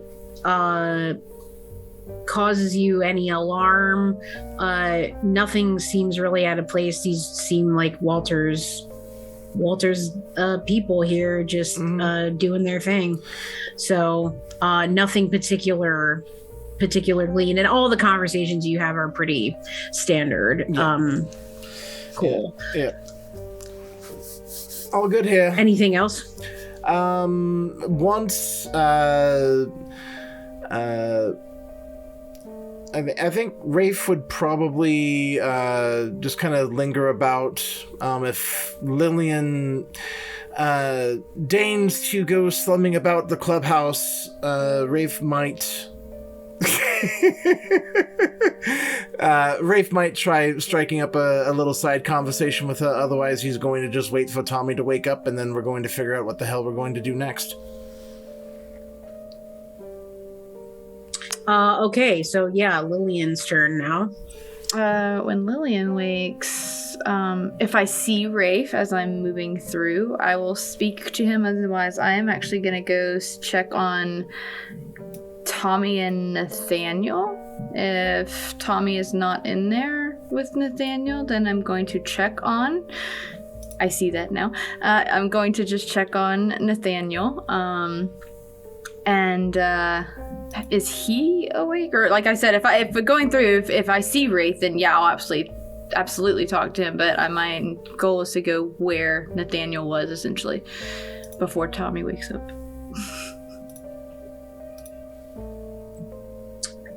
Okay. So I'm taking some things into consideration that Steve has been communicating to me privately about this. Mm-hmm. So I will not mess with anything. If there's anything that is whatever is happening, like it's just a matter of like just checking on things. Curiosity. So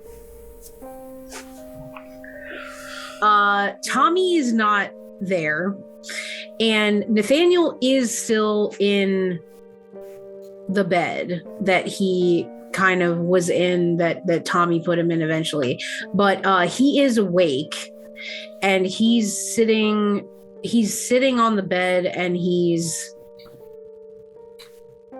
looking at a note in his hand, and his expression is kind of unreadable. You all right there, love? And after a moment, he lifts his head to look at Lillian, and he swallows hard. No. Mom. No. I mean, of course, physically, I'll be fine. There's no harm done there, I suppose. Well, physically was what I was more or less asking about, but now that you have specified it being physically, I'm more curious now. What is not all right, then? And he chuckles bitterly, and he looks back at Lillian and says, I know your curiosity is only for the novelty, Mum. I understand your kind and what you are. Oh, fantastic. I don't have to play pretend. Wonderful. But I do have an inquiry. Don't hold your tongue, dear. Have you ever been in love, but you knew that the love would kill you?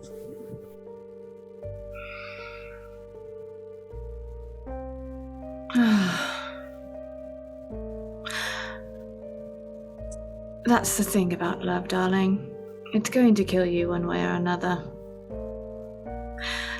It's not the point or the outcome of what happens when you are in love, but more so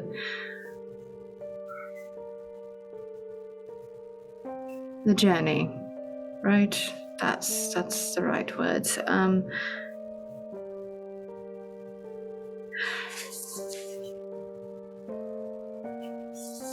You're going to die one day.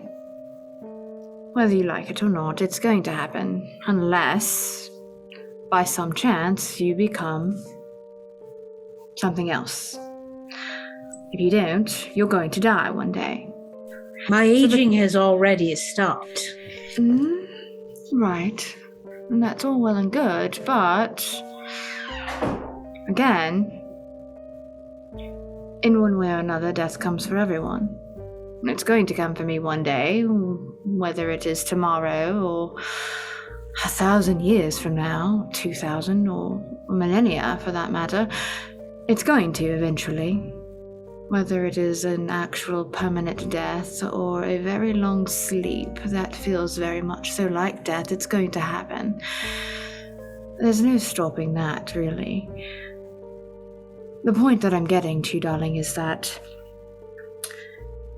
taking into consideration that everyone dies, everyone's going to die at some point, are you going to continue to present yourself through your current existence, constantly worrying about that death and not really living, so to speak, but more so letting the fact that you're worried about dying control every aspect of what you do? Or are you going to take advantage of the life that you have right now and enjoy it the way that you want to enjoy it? If you're in love, then be in love. Be happy for the moments you have to be happy. Not everyone gets those, but everyone wants them. That's the point. If you have it, take it. Keep it as long as you can. Even if it means being a prisoner. Prisoner. That. Yes, you know, he basically locks me in the house. At least that's how it's been the past month or so. I can't leave for him fearing. Of what's going on in the city? Do you expect that Tommy would let me in to those types of concerns? Maybe not, but have you asked? Of course. Right. And don't misunderstand me, Mom, about dying. Death sleeps in my bed. I stare at death in the face with longing eyes, with love. That's why this is so different. This isn't some regular lover that, of course, I would have to take in secret my entire life. This is just a different secret. Perhaps more dangerous than the rather mundane one that I'm carrying now to society at large. So, and he holds up the note, and you can clearly see that it says, and you see a couple of like bills, like money along with the note, and it says, "Here's money to get to Canada. I love you." Not such a prisoner then after all, are you? I guess he's deigned my release, but if I leave, I will rapidly age, of course. And that's your It's already decision been to done. make. That is a decision. You're always going to have choices, darling. You might not like those choices. Most don't like the choices that they are given, but they're still choices. They're decisions you must make for yourself, what will make you happy. Will you age? Yes. If I were not what I am, I would be aging too. Fuck, I probably would be dead at this point. It doesn't matter. The point is, it is a choice that you will have to make. You can leave, age, live out the rest of your life, and die like every other mortal. Or you stay. You be in love. You be happy.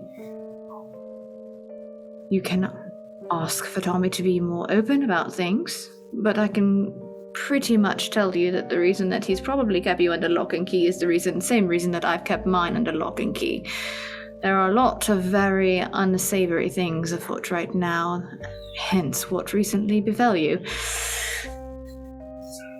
That's protection, dear. That's things that we only do when we care. Do you understand that? Our enemies are not regular enemies. The things that we must deal with on a nightly basis are not the same as most people would have. Ours are sometimes stronger than we are. Maybe even more clever. Doubtful, but maybe even more clever. The point is, though, is he wouldn't have kept you under lock and key if he didn't care about your safety and to make sure that nobody took you away. Did it happen? Yes. I don't know what the circumstances are that it did, but I will tell you that the foe that we are currently dealing with is a very particular sort. So yes, sometimes we have to take precautions to make sure those we care about remain intact. And he sort of takes a moment to consider all you said, kind of looking at the note, looking back at you, looking at the note again and the money. And he says,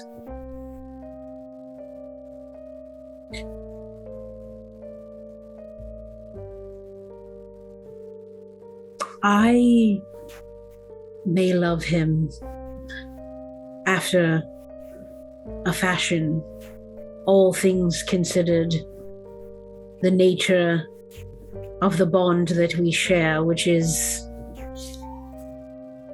dark. But after all these weeks, leaving everything behind, my friends, my station, my country I left behind, I am not so sure that monsters are capable of love. And he stands up and he folds the note and the money and he puts it in his pocket. He straightens his clothes and he is going to move through the main living area and walk out the front door. As he does that, before he completely leaves, Lillian's just gonna stand, like, not turn towards him. She's just gonna keep facing, and she's... The world is full of monsters, dear. Whether they are immortal or not, there are always going to be monsters in your path. You yourself might be considered a monster to someone else. Keep that in mind when you make your decisions. And he remains silent and walks out the door after listening to that. Tommy, all of this has occurred while you've been asleep. The hours have gone on. The sun has long set. At this point, night is all around. And you wake up from your day sleep. What do you do? So, before Tommy went to bed, he put down the money and the card and went to bed in one of the other bunks. As soon as he wakes up, he is going to obfuscate. And he is going to make his way back home. Okay, so are you using unseen passage? Or Yes. what are you doing? Okay, so you do need to rouse for that. Yes, I do. Okay.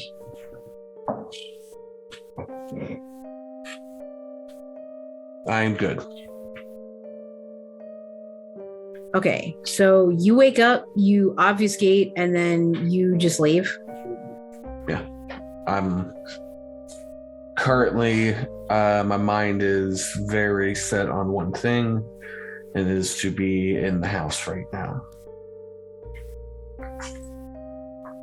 Okay, so you do leave and you start walking back slightly west and south to your haven. And yeah, I don't think anyone would necessarily detect you at that point. Are you taking a direct route home? Are you? Yeah, we are kind of in this zoned out. I need to get there. I'm not really looking at watching where I'm going or anything at the moment. I'm just going. Of course, I'm not going to run into anything, but I'm not surveying. Well, let's let the dice decide. If you're really that distracted, then you should probably roll Dex and Athletics for Dex and keeping a pace, not tripping, not running into something or someone. Like, So did Tommy just dip out before we even had a chance to talk about what happened last night? yep. Okay. Sorry, what'd you get, Steve? 2. Okay, that'll be enough. You don't trip anything or make any noise or anything like that. So Tommy is on his way back, and so now it's the three of you there at the at Walter's place still. I think Rafe's made the rounds talking to the boys and just kind of maybe started checking the time. Like, starting to wonder what Tommy's getting off to or when he's going to come out. I would have gone and checked after the conversation with Nathaniel. Not with haste or anything.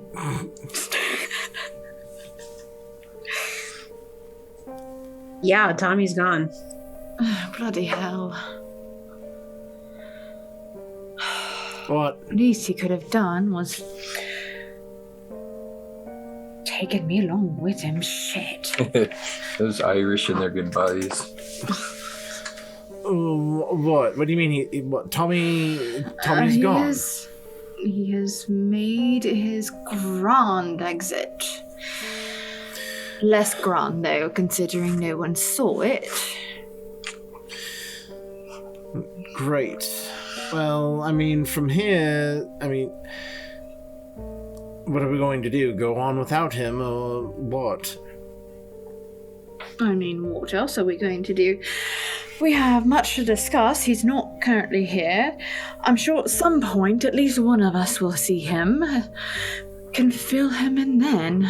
Otherwise, we should probably get to the conversations. I need to get back to my home before our lovely law enforcement decides to pay me a visit for that report I'm supposed to be making. Excellent. You do have another car, right, that can be sent out? Storyteller, I got another car, right? Yeah? I'm just gonna look at your sheet real quick here. If she don't, Daddy Yeah. does. Yeah. No. Your resources level, I would say, is enough that If you I will don't, I'll have car. one of them pick one up on the and bring it to me. You don't have a fleet of cars because this is in 2022. Like you have like a handful. So yes, you have like at least one other. So, Probably Of course not I as do. nice. Yeah. No. It's probably last year's mod or whatever. Right, so now I am, of course, assuming that you do intend on welshing on your arrangement with the Bollingsworth lady. Yes? I don't know. I haven't yet decided. It's going to depend on a lot of factors, actually. But I will say, as far as the... Not talk here. All right. Well, I thought that was the whole point of coming here. The whole point of coming here was to not get caught in the sun. I'd like to go back to her place before we start talking shop. Absolutely perfect. My place is quite secure. I'm sure of it. And if it's not, I will make it such. I still need to ring my home so that I can have a car sent. I will have my best man escort you to the hospital across the street. Wonderful, wonderful, wonderful, wonderful. All right. And I'm gonna go across the street to make a call. Storyteller, could I make a roll to maybe see if I can guess where Tommy disappeared to? Sure. Why don't you give me... Let's see. Let's go for... Let's get a tough one.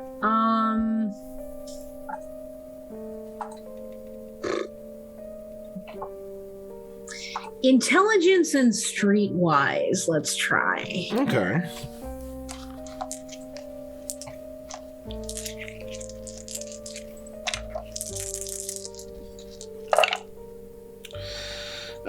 Two successes.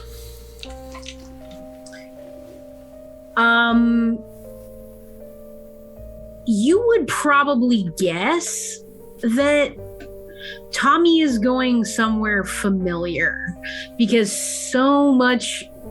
there's been so much upheaval and obviously so much like conflict with this one person that he seems to care about. You feel like you know Tommy well enough to understand that he's going to want to have some measure of, I don't know that I would call it comfort, but like security in where, so like you're not exactly sure where that would be, but it would be somewhere familiar to him. Like he's not like, you feel like he's not going somewhere like completely random or like off the beaten path. Like he's probably on this side of town in a familiar spot. That's what you would know. All right. And Rafe's never actually been to Tommy's Haven. No. Nope. I don't think so. No, Rafe's never been. He's always. I don't think so. They've always just met at the Randy Dandy. Because Rafe would have made some comment about all of Tommy's weird taxidermy and shit in his Haven. Oh, yeah, most definitely. Listen, I don't remember that, so I don't think he's ever in there. Right. Well, knowing Tommy, he's probably gone to ground. I wouldn't be surprised if his Haven's in the neighborhood or if he's got a bolt hole somewhere here nearby. So Tommy, I'm sure, will turn up when his mood has stabilized. If Lillian, Miss Crawford, if you were going to go across the street and make a phone call, Walter, I think I will actually go run an errand of my own, and I will meet you at Miss Crawford's later. Okay. I'll escort Miss Crawford. Excellent. So let me make sure I'm just understanding this. So Walter is escorting Lillian to the hospital across the street. Right. And Rafe is... I will DM you separately what Rafe is doing in this little stretch of time between now and when we get back to Lillian's. Okay. Yeah.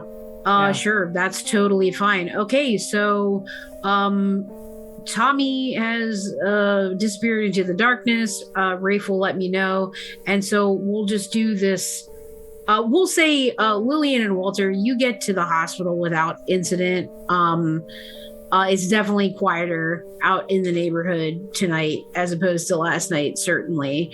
You do see more police than you're used to seeing, even around here. Like, it seems like you're seeing these uniformed officers. Like, you pass a street corner, you see one guy there, you look down an alleyway, you kind of see another officer, might be some plainclothes officers around, you're not sure. But you get over to the hospital without incident. And so you walk into Wetterman. Are you just coming through the main front entrance? Sure. I'll Okay. speak to whoever the receptionist is, and Okay. I'm here to see Dr. Weatherman. Williamson. Okay. And she looks at her watch, like, and kind of was like,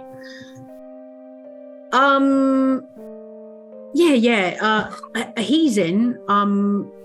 I think having a cuppa before it all starts, I think. So I'll go retrieve him for you. Please stay here. Okay. And yeah, go ahead. And could the madam please use the telephone? Oh, I best ask the doctor before. Okay. But No, you don't have to ask the doctor. You can just let me use your phone, and I'm just gonna.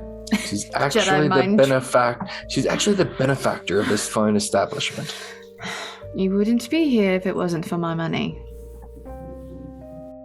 oh, now that you say that, I do remember Dr. Williamson saying something about a lady. Oh, you was the one who installed the new head of hospital. Oh, very well. Right. Oh, then certainly, of course. So, she actually will lead you up the stairs behind reception, and then it sort of like branches off to the left and go up, and she's going to take you into one of the offices of the doctors up there. So you'll go up there. I'll call my home and Okay. tell them to send me a freaking car. And they seem a little bit like confused because all the staff knows that you took the car. The driver was with you, and as you're on the phone, like sorting out the details of the car and everything, the maid on the phone is like, "Oh, Robert, the driver, is he still with you?" What does it matter? Oh, I just know he went with you, Mum, and I didn't know if he... Oh, well, if there's no one currently to drive my car for me, then I suggest you find someone.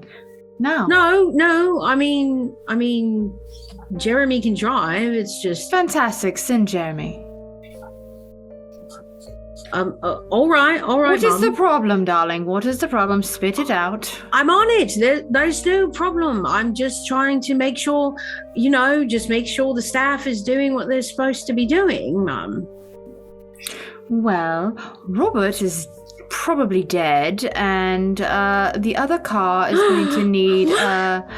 hopefully there's an insurance claim that I can do during this time period. I don't know.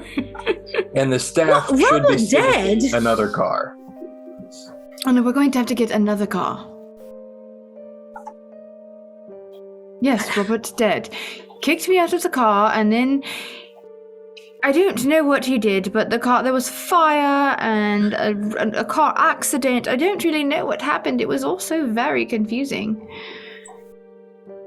And there are like 3 beats of silence over the phone. And then Am I she going to have to says, repeat myself? No, No, Mom, I'll send the car, I'll send Jeremy. Wonderful. Good evening. Good Click. evening. Okay, so the car is on the way. It'll take a little while to get there, but not, maximum like 45 minutes, 30, 45 minutes, nothing too long.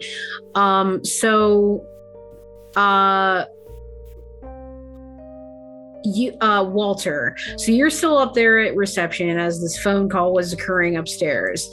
And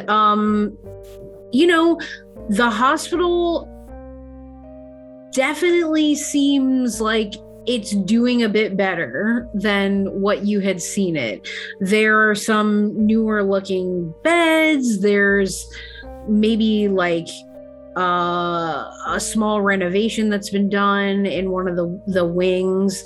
And morale generally seems like slightly better than when you were here last. And it's at that point, actually, Harvey comes walking around reception holding a cup of tea, and he sees you.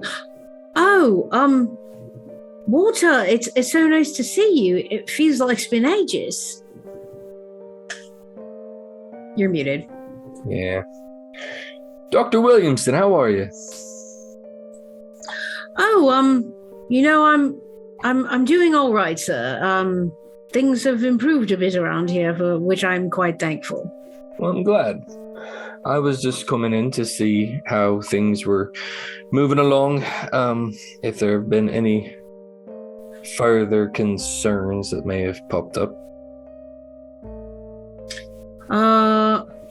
Not around Wetterman as such. The new head of hospital, if I may say, is a bit brusque, but he's very efficient. Good. No, yes. And with you, how are things? I know things have been quite difficult there for a while.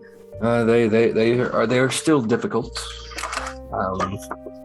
I was just coming again to extend the invitation to the clubhouse whenever you feel that you may need to let off steam. That's fine. Also, just kind of trying to keep an ear to the ground. If there seems to be an increased police presence, I didn't know if we've seen a change in the frequency of maladies coming through the area. And Harvey nods when you mention the police presence, and then he actually kind of like leans a bit closer to you. He takes a little sip of tea, and he looks at you and kind of like his eyes go shifty for a second. He's like, actually, the police have told me and some of the other doctors here that apparently there's some kind of killer in East London. There's with large carving smiles into the faces. Actually, reminds me of how they found Dr. Gray all those months ago. That is concerning. I don't know a lot of details. They weren't very willing to share those with us particularly, but they did ask to look out for any victims of violence, any markings or cuts that seem unusual, and to keep eye out for a pale man with glasses and a red scarf, I believe. Are you keeping any of these victims here? No, there hasn't been one as such, and I have seen nothing unusual in the people coming into the hospital. Obviously, we're still quite overwhelmed with the flu, but the police have asked us to make special dispensation if we do find someone who has suffered violence of that nature, I suppose. Have you heard of any? Have you heard of any of these happening in the neighborhood, or Any local lads falling victim to this treatment?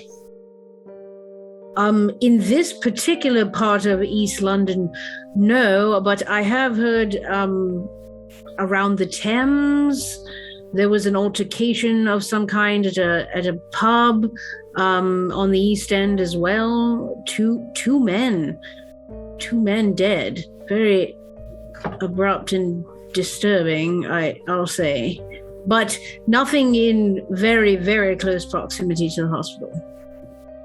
Thank you. Do be careful now. Oh, of course. That definitely sounds like a menace. Yes, we certainly we don't need this. East London is already suffering so much. I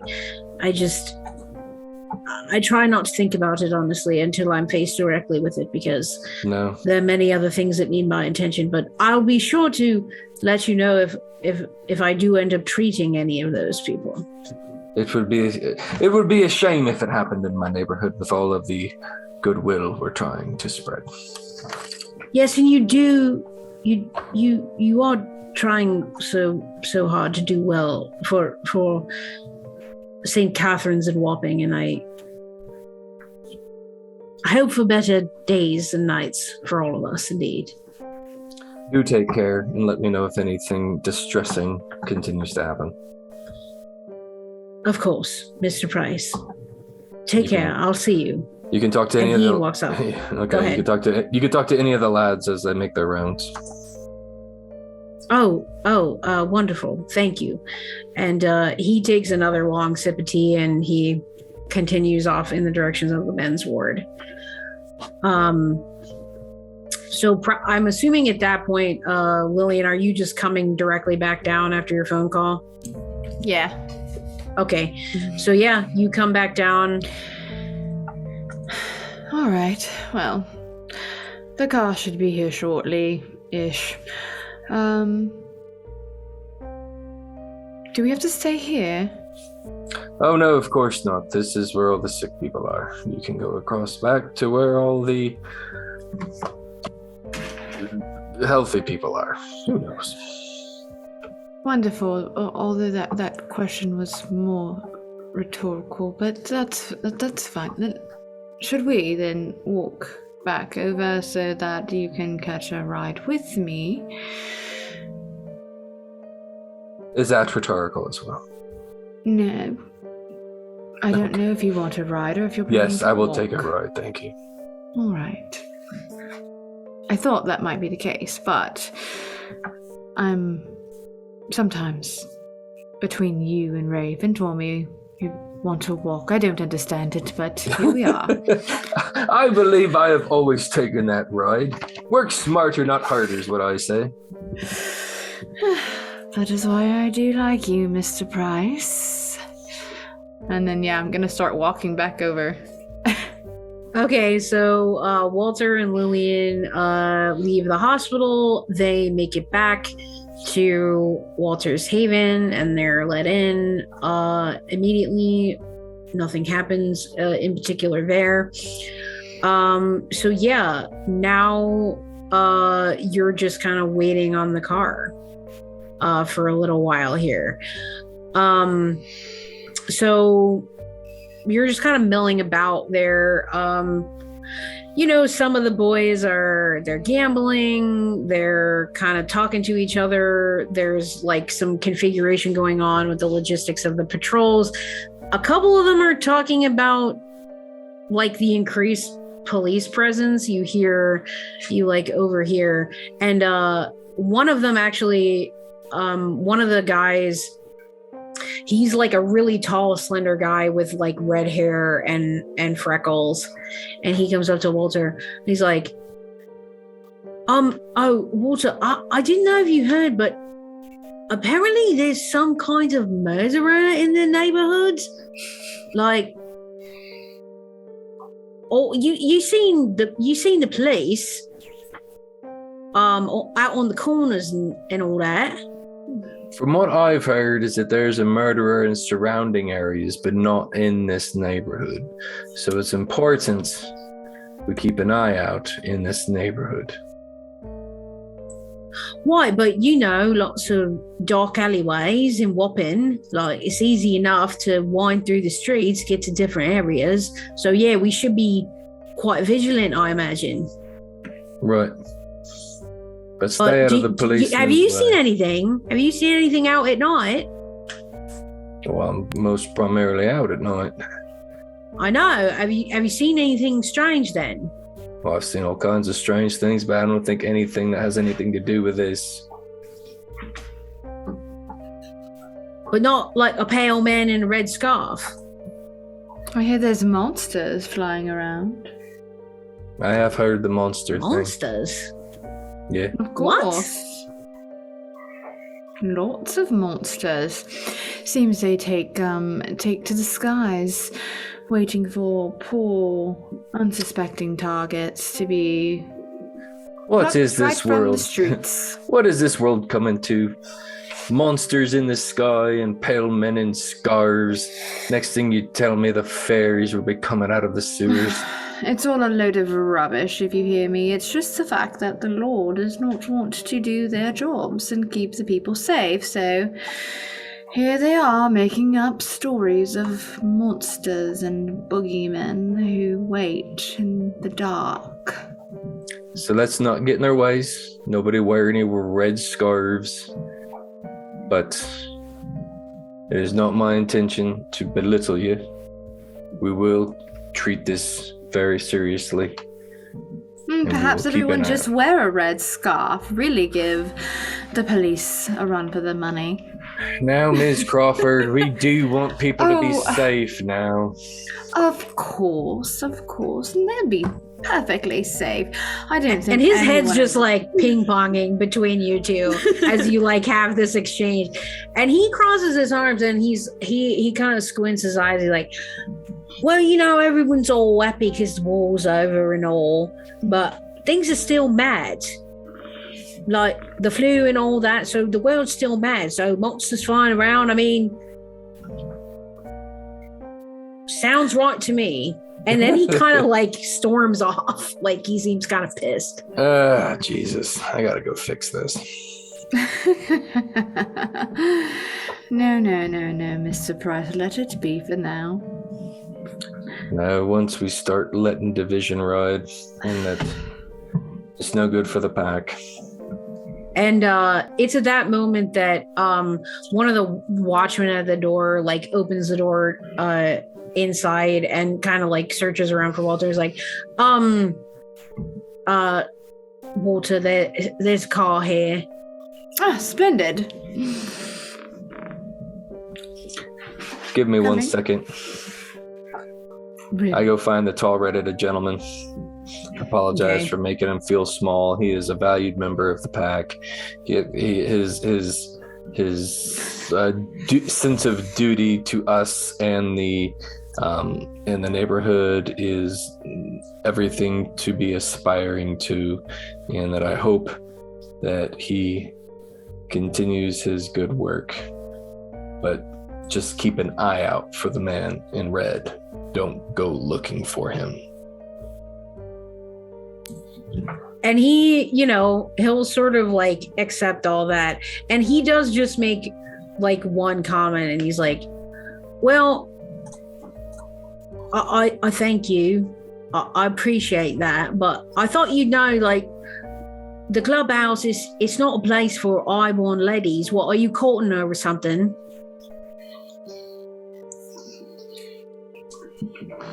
The clubhouse is for anyone. Or no. Right. We do have ladies in our pack, do we not? Well, yeah, we, of course, but I mean, not a lady like. So I need you to end that really? prejudice right now. What, prejudice against rich people? Are you mad? Are you mad? Strength comes from everywhere. We are not here to make judgments based off of people's aristocratic If they can help the pack, then they can help the pack. This is not a club for poor boys or for questionable women. This is open to everybody. It's egalitarian, and you knew this.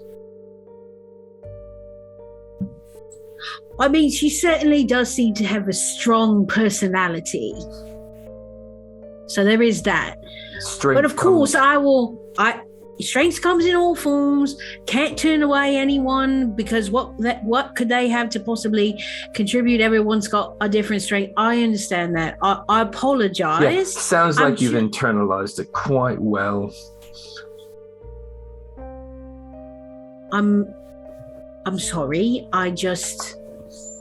I'm trying to look out for anyone, and I ain't never seen her before. So just checking in. I soften. Thank you. We do need to know. We do need to keep an eye on the new members. But I can assure you this one is fine. It is a matter of necessity that she is with us and helping us in our cause. If you say so. And he then kind of just nods and goes back to join the throng. So Jeremy is there with the car. You all. Lillian's already in the car. I'm just waiting for Walter. Sure. Yeah. So Walter, you'll get in the car then, and he's gonna leave pretty much right away, no hesitation, to take you both to Lillian's estate. So you start the drive west over toward Notting Hill, and you're gonna get there no problem. Not a ton of traffic out, and out the window, all over East London and specifically this neighborhood of St. Catherine and Wapping, and then to some extent Whitechapel, you do sort of cross over there a little bit going north, and you do see more police generally. They seem to be sort of like fanning out just in this area and kind of like having more people. So you get back to Lillian's residence, unless you wanted to have some kind of conversation in the car. Not really. Yeah, no, okay. Good. Cool. So yeah, you arrive back to Lillian's estate. The driver drops you off in front of the door and then pulls the car back, and you'll enter the house. All right. And I'm going to just start immediately as I'm walking through, spouting out orders of what I want everybody, all of my servants to be doing. Make sure that somebody buys me another car to replace the one that I've lost. Let me know immediately, when the police arrive for the report, like all the stuff. And your major domo is kind of like writing a bunch of stuff down like as fast as you're saying it, and like taking down every single point that you're making about the car. And I would like very much so to speak with the girls immediately, and please do me a favor and ring Mr. Marlin and have him come to see me right away. And the major domo and then like the head of the maids, they're kind of like delegating all the staff, because like they've pretty much like congealed into the room wherever you are so that they can all then disperse and start doing stuff. So one of the maids goes and is going to go fetch the girls. One of them is going to go to the phone and call Marlin. And then the major domo is going to sort of get the logistics of the car acquisition, moving, finding a seller and whatnot. So they all pretty much get going. But one of the younger maids hanging back, and she's kind of got this curly blonde hair, and she looks at Lillian and says, Mum, shall I bring some tea for the guest? You know, I'm not quite sure if our guest would like tea or something stronger. What do you think, Mr. Price? Would you like a spot of tea, or would something stronger be more to your suiting? Thank you for the hospitality, but I am fine. There you have it. Nothing at all. And she gives a short curtsy and then leaves. Okay, so Rafe.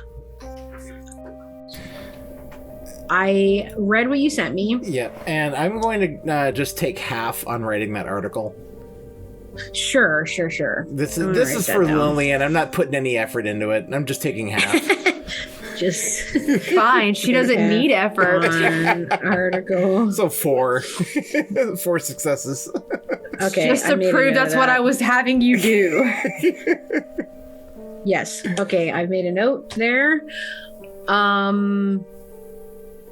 Okay, you did the rest of your stuff. And then I will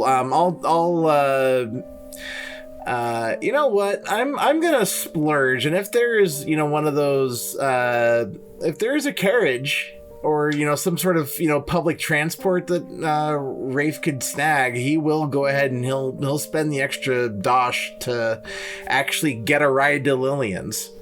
Yeah, definitely. We'll say that you get a carriage and you're able to take that through Notting Hill. And as you you leave St. Catherine and Wappings behind and you travel west, and I mean, you're near to Buckingham Palace and things like that. So it's pretty striking, the disparity in terms of the way the people are dressed, the streets themselves,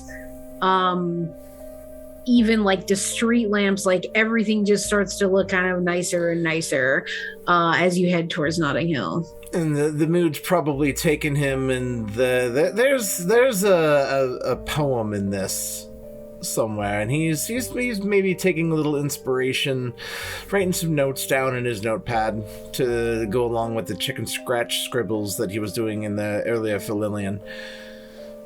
But yeah, he's not going to write now. He's just using this moment of inspiration just to put some gas in the tank, so to speak. Sounds good. So Rafe is in his carriage ride here. Tommy, you did eventually make it back to your haven, which I believe is where you were going. What are you doing there? He is going to get there. He is going to gather any currency he has in the apartment. He is probably going to throw a emotional mental breakdown, break things, cry kind of feel. Change his shirt. And after about 30 minutes and sitting there, he will just start heading to Lillian's. New shirt. Still just not saying a word. Okay, and in terms of the damage to your haven, you definitely trashed the place, but no permanent damage has occurred in your outburst. So you probably broke apart some weird taxidermy squirrel or something like that. Take that. So, okay, so you changed your shirt and then you're heading to Lillian's. Yes, last time I heard last night is that Lillian had to go back because of the police. So okay, how are you getting there? And we'll do a carriage as well. Okay, fair enough. You did just look through your apartment for money, so fair enough. So yeah, Tommy also ends up taking a carriage ride. How does Tommy feel, especially once you're sort of noticing the disparity in the different parts of town? You're not often, you've been over to Lillian's before, but you didn't really get quite this vantage. Tommy's kind of just staring out the window. He's taking it in, but his mind is elsewhere right now. So he's taking in a beautiful view, feels emotional. Maybe it stares at a different location, something that's not as beautiful. Okay. And I will say that you had a very fraught interaction with the carriage driver. He is actively scared of you. He does not want to talk to you whatsoever. You barely got through the monetary transaction. This is due to your low humanity. You are having lots of trouble interacting with mortals at this point, almost to the point where you cannot without completely terrifying them. So just be aware of that going forward.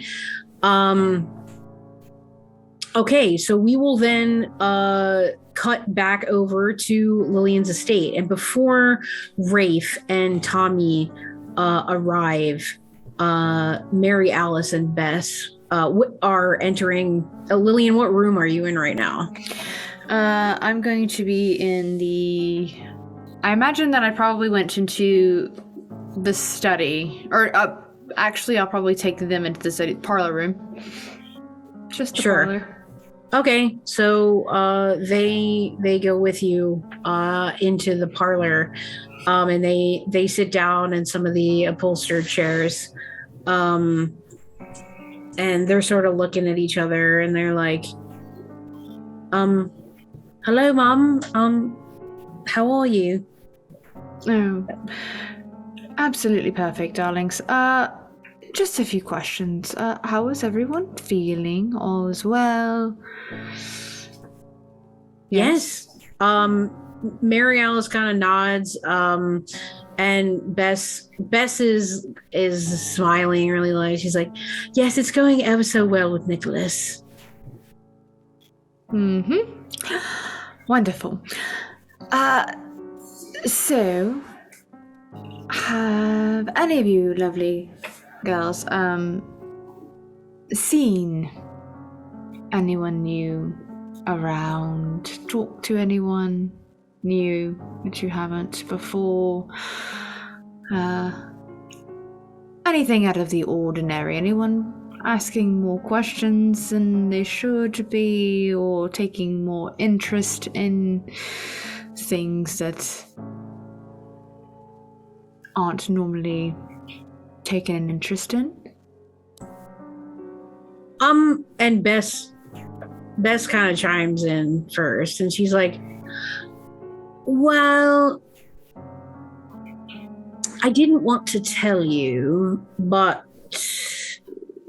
the other day I got a delivery of flowers from one of the boys from back at the Dandy. Oh? Which one? Let me just confirm something real quick.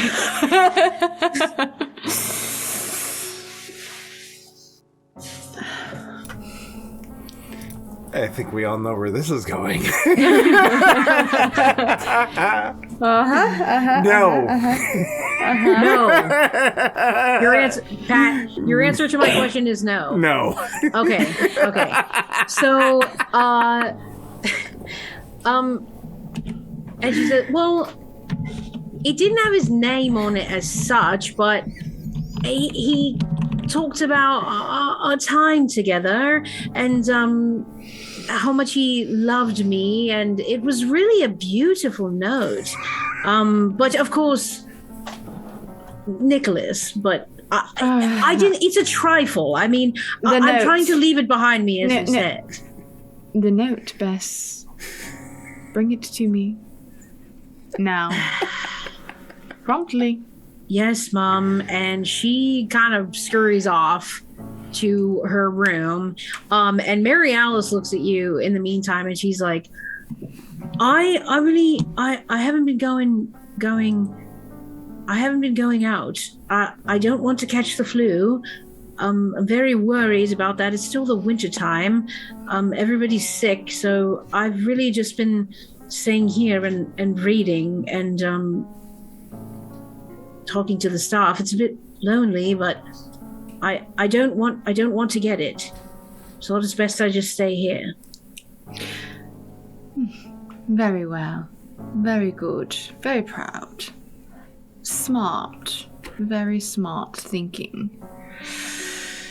And in that, so you say that, and then Bess comes back into the parlor with the note in her hand, and she, without another word, hands it to you. Do I recognize the handwriting? That's a great question. Yeah. You say yeah? Yeah. I mean, if he I was says just yeah, watching then him yeah. write. You were. That is true. That is true. Oh no, it's stylized. Yeah, it's yeah. Rafe has yet to learn tact in the kindred world. Okay, so you do recognize it as Rafe's handwriting then. Where are these flowers?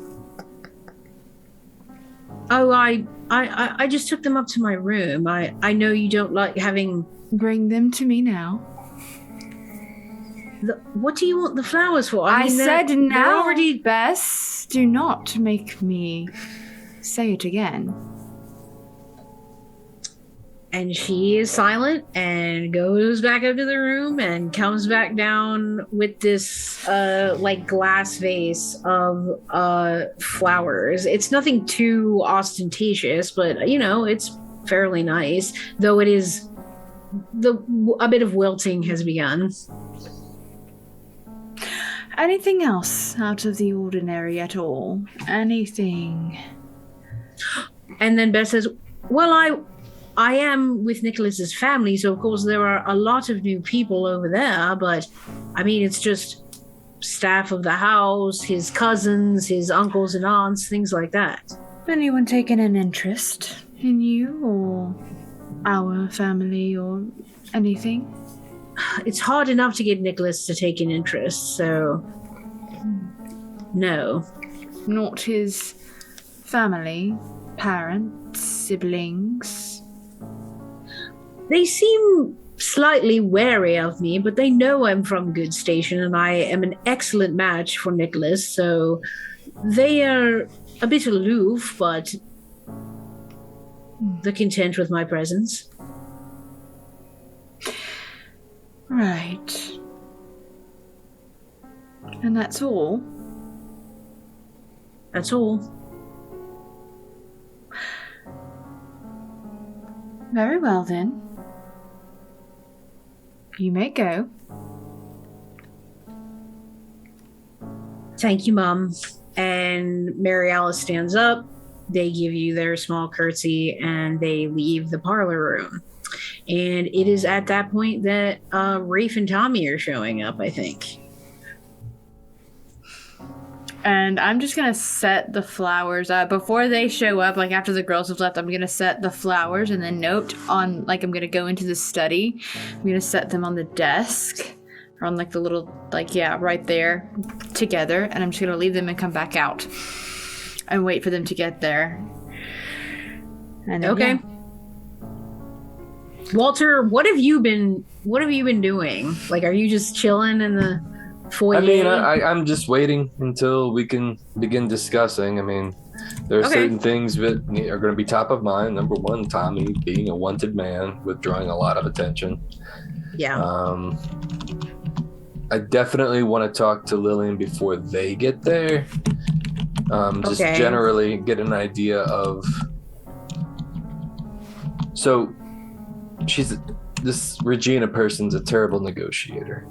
First of all, she kidnaps things that we want and then tries to use it as leverage for us to do her bidding. So what do we know about Mithras? Like, are we trading one devil we know for a worse? Like, what is the math on this? I ask because if she's going to be making a play, she has not ingratiated herself to me at all. She came to me with threats and then expected me to bow to her because of her threats. Who's to say Go ahead. I'm talking to Lillian essentially. But it's like, Oh, what's the math on okay, this? so you're talking directly to me right I thought now. you were talking to Yeah. me. Sorry. That's what I thought at first. So if you're, as soon as you start talking to me, I'm just going to just Okay. hold that thought for a moment, please, dear. And I'm gonna use sentient scene to make sure that there's no things around. Okay, roll wits and aspects, please. All right.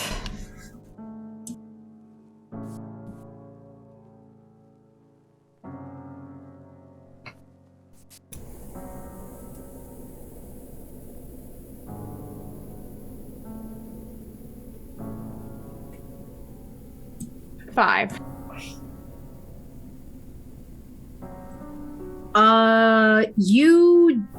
You blink a couple times, you open up your supernatural vision. You don't see anything untoward in your home, in this room that you're in. Nothing else. Okay. All right. It seems that we are not currently in the company of any other persons. Now, would you like to continue this conversation or wait for the other two? I would like to get your Okay. thoughts on it first. Fantastic. I do not know this Mithras. What is he? Do you know? My understanding is, and I'm just going to kind of start walking towards, into the study as I am talking, insinuating for him to follow. Still have Cincy and Scene up as we're going in. And I'm going to shut the door. If there's nothing in there, I'm going to shut the door and just... Right. My understanding, he fancies himself a god of sorts. Very high opinion of himself. He's very old. Very strong. And the Prince of London currently. Storyteller, do I know anything else about him? I don't remember. You know his clan. I mean, which is true. Yeah, I knew that. Just checking to see, is there anything else? Yeah, I don't remember what all else there was. I mean, you've been around long enough that you know that he does have these periods where he just kind of disappears and no one's really knowing what's super going on, but it's almost like in that very waspy way that it's not discussed. Like Lady Anne just takes over the operations and things and just sort of it's like, oh, well, he's not here right now, so we're just going to continue on like everything is normal. And then he sort of will come out and go back. That's a pattern in his behavior. And you would know some about the ancient, some about his history as a kindred, being there at the formation of London and being this sort of brilliant military strategist from the time he was a very young child. So he's got sort of that stuff going on. That would probably be about the extent of what you know. So I'm just going to continue with Walter's. Okay. So Prince of London comes and goes as he pleases. Typically when he returns to London, it's usually a whirlwind effect from my understanding. I'm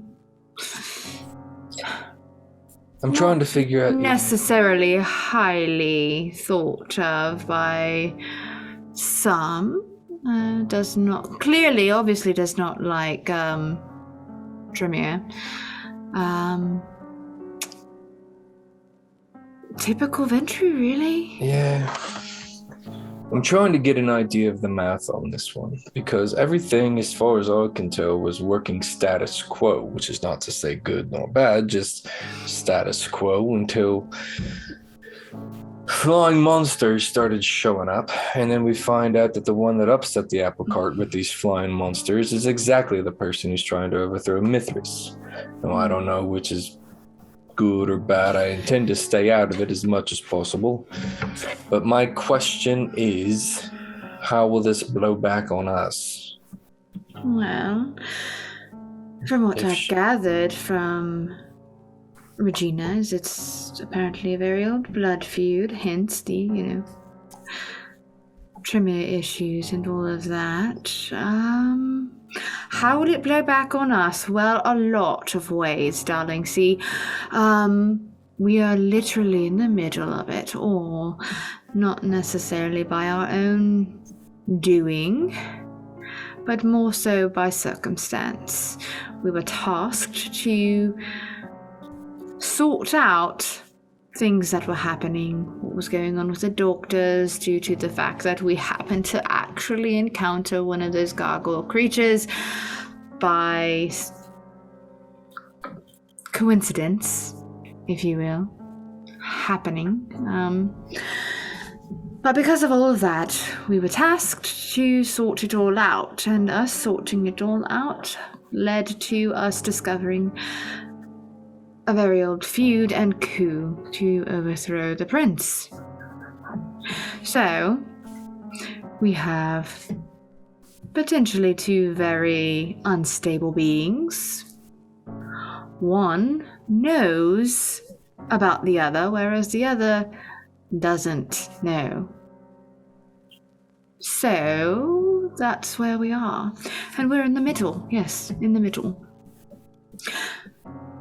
It seems to me that unless we were absolutely positive that Regina could pull off what she's saying she could pull off, then everything resides with the status quo, right? Because we have the information that we were tasked with. And so my little pack, your ladder would be better insulated if we reported what we knew. So, here's the thing. Could Regina do it? Potentially. If she were doing it differently.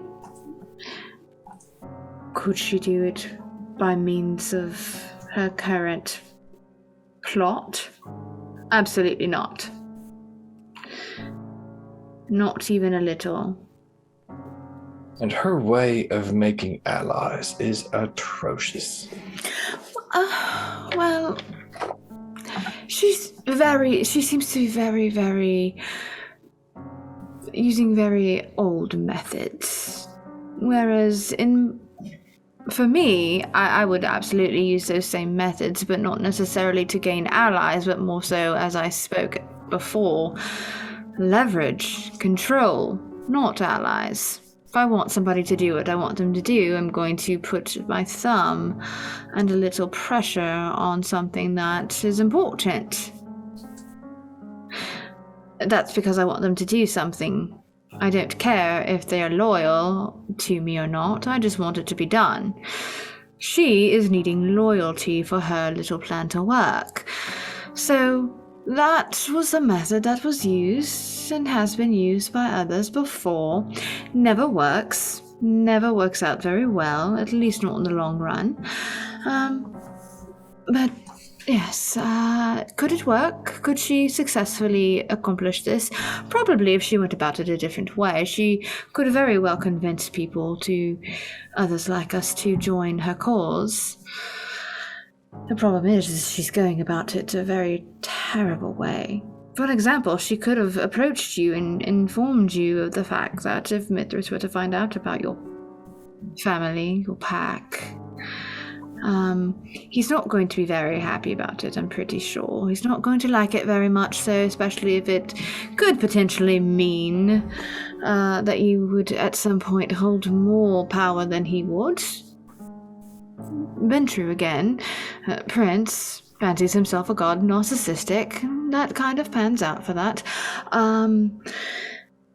So yes, she could have approached you in that manner and potentially gotten your favor. She could do the same, could have done the same for the Nosferatu, informing them that, the fact that he's being referred to as, what is it, an underprince or some sort like that. Either way, prince is in the title. Not going to be looked upon in a positive light by the actual prince, so she could have gained that favor, which would have added significantly to her numbers, but instead she decided to use them as guinea pigs for her little creatures. Do you see where I'm going with this? Of course. Potential. Execution, very bad. And it's at this point that there's probably going to be knocks on the front door that you can hear. I'm expecting a servant to answer that. And they will, as part of the previous conversation, they were doing that. And would their instructions have been to just let them in like they were expected, or would they be coming to you first? I would have let them know that if when Wraith and Tommy arrived to let them in, yes. Okay, so they let Rafe and Tommy in. Rafe and Tommy, are y'all having any interaction before? Nope. Nope. Showing up. Silent. Nope. Fair enough. So the servant leads them to the study, and the servant will knock then on the study door, because I believe you said you closed it. I did, and I'm going to stand right next to the flowers, just kind of leaning on the desk, and you may enter. They enter with Lillian posed there by the flowers, and I think that's where we'll end this session for tonight. Let that simmer a little bit. So thank you everyone so much for watching this evening. Really appreciate your support. We're going to do a quick around the horn here to talk to the players, what they're doing, their handles, where you can find them briefly, and then we will say good night. So we will start, as always, with Ben. My name is Ben. Thank you for watching. It's been a pleasure playing Walter, the gangrel. I'm not doing a damn thing, so I'll see you next time. Hi, Patrick Gill, creative director here at Martlet Games. I was playing Rafe, the Toreador. There's tons of stuff that we've got out. Just check the links, check the socials, etc., and so forth. Buy our book. Nudge, nudge, wink, wink, Sarah, hi. Yes, buy our book. I'm posting a link for it in the chat. Yay! We wrote a book called Bloody Awful Business. I'll let Sarah talk about it. That's it. Good night. Hi, everyone. Samantha McLarty. I have been Lillian Crawford, and I have things happening. I don't know what those things are, because I don't know when this is airing, but there's always things that are happening. So best bet is just to follow me on socials. There should be a link tree in chat. My link tree should be in the chat. Click that. It'll take you to all the socials at just S McLarty for everything. Follow me there. I always post about what I'm doing, when I'm going to be doing it. And yeah, buy the book. That what they said. Buy the book. Thank you. There's I don't know. I want to say there's stuff that I know that's going to be happening, but I can't 100% say that it is just yet. But either way, just follow the socials. I'm really bad at outros. Somebody else go. Hey everybody, Stephen Rieger here, creative partner here at Martlet Games, playing Tommy the Malkavian. As of recording, I'm finishing up Death Pack's writing. and we're hoping to move into production in the next month or two. Want to make sure this is as deep and dark and gory as the other one was for your sick entertainment. Check us out on social media. A lot of us are doing other things on other channels. There's enough to watch every day if you need it. So just enjoy the content that we give to you and, expand your horizons. Enjoy. Buy the book. And I was your storyteller. My name is Sarah. You can find me on Twitter at MC Diabetes. I'm also a creative partner here at Martlet Games. As Patrick said, we have a supplemental book for Vampire the Masquerade 5th edition called Blood. Hold on. Sound's cutting out. Hold on. The sound went goofy there for a second. Now try to talk. Is it okay now? There it is. Okay. Yeah. Yep. Now we're good. I'll just go ahead and restart your outro. Okay. Hi, my name is Sarah. I was the storyteller for London's Bleeding. You can find me on Twitter at MC Diabetes. I'm also a creative partner here at Martlet Games.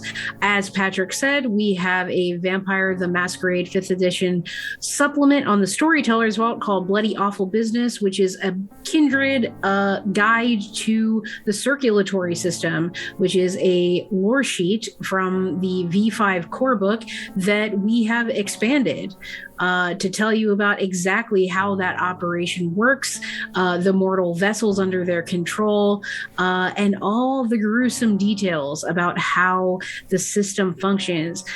It includes brand new thin blood formulae, lore sheets, already created SPCs, narrative fiction, and informational segments on the operations of the circulatory system. So it's a lot of great stuff in there, very reasonable price point. The layout is absolutely gorgeous, and within the aesthetic of the whole vampire book universe, thanks to Tyler Rose, who was also a writer on this book. So please check that out. It'd mean a lot to us. We all worked really, really hard on it, and we're all super proud of what we did there. In terms of finding me, you can just follow my Twitter. You'll see what's going on my social media, and that should be just well enough. So thank you, everybody, once again, and we will see you next time on London's Bleeding. Good night.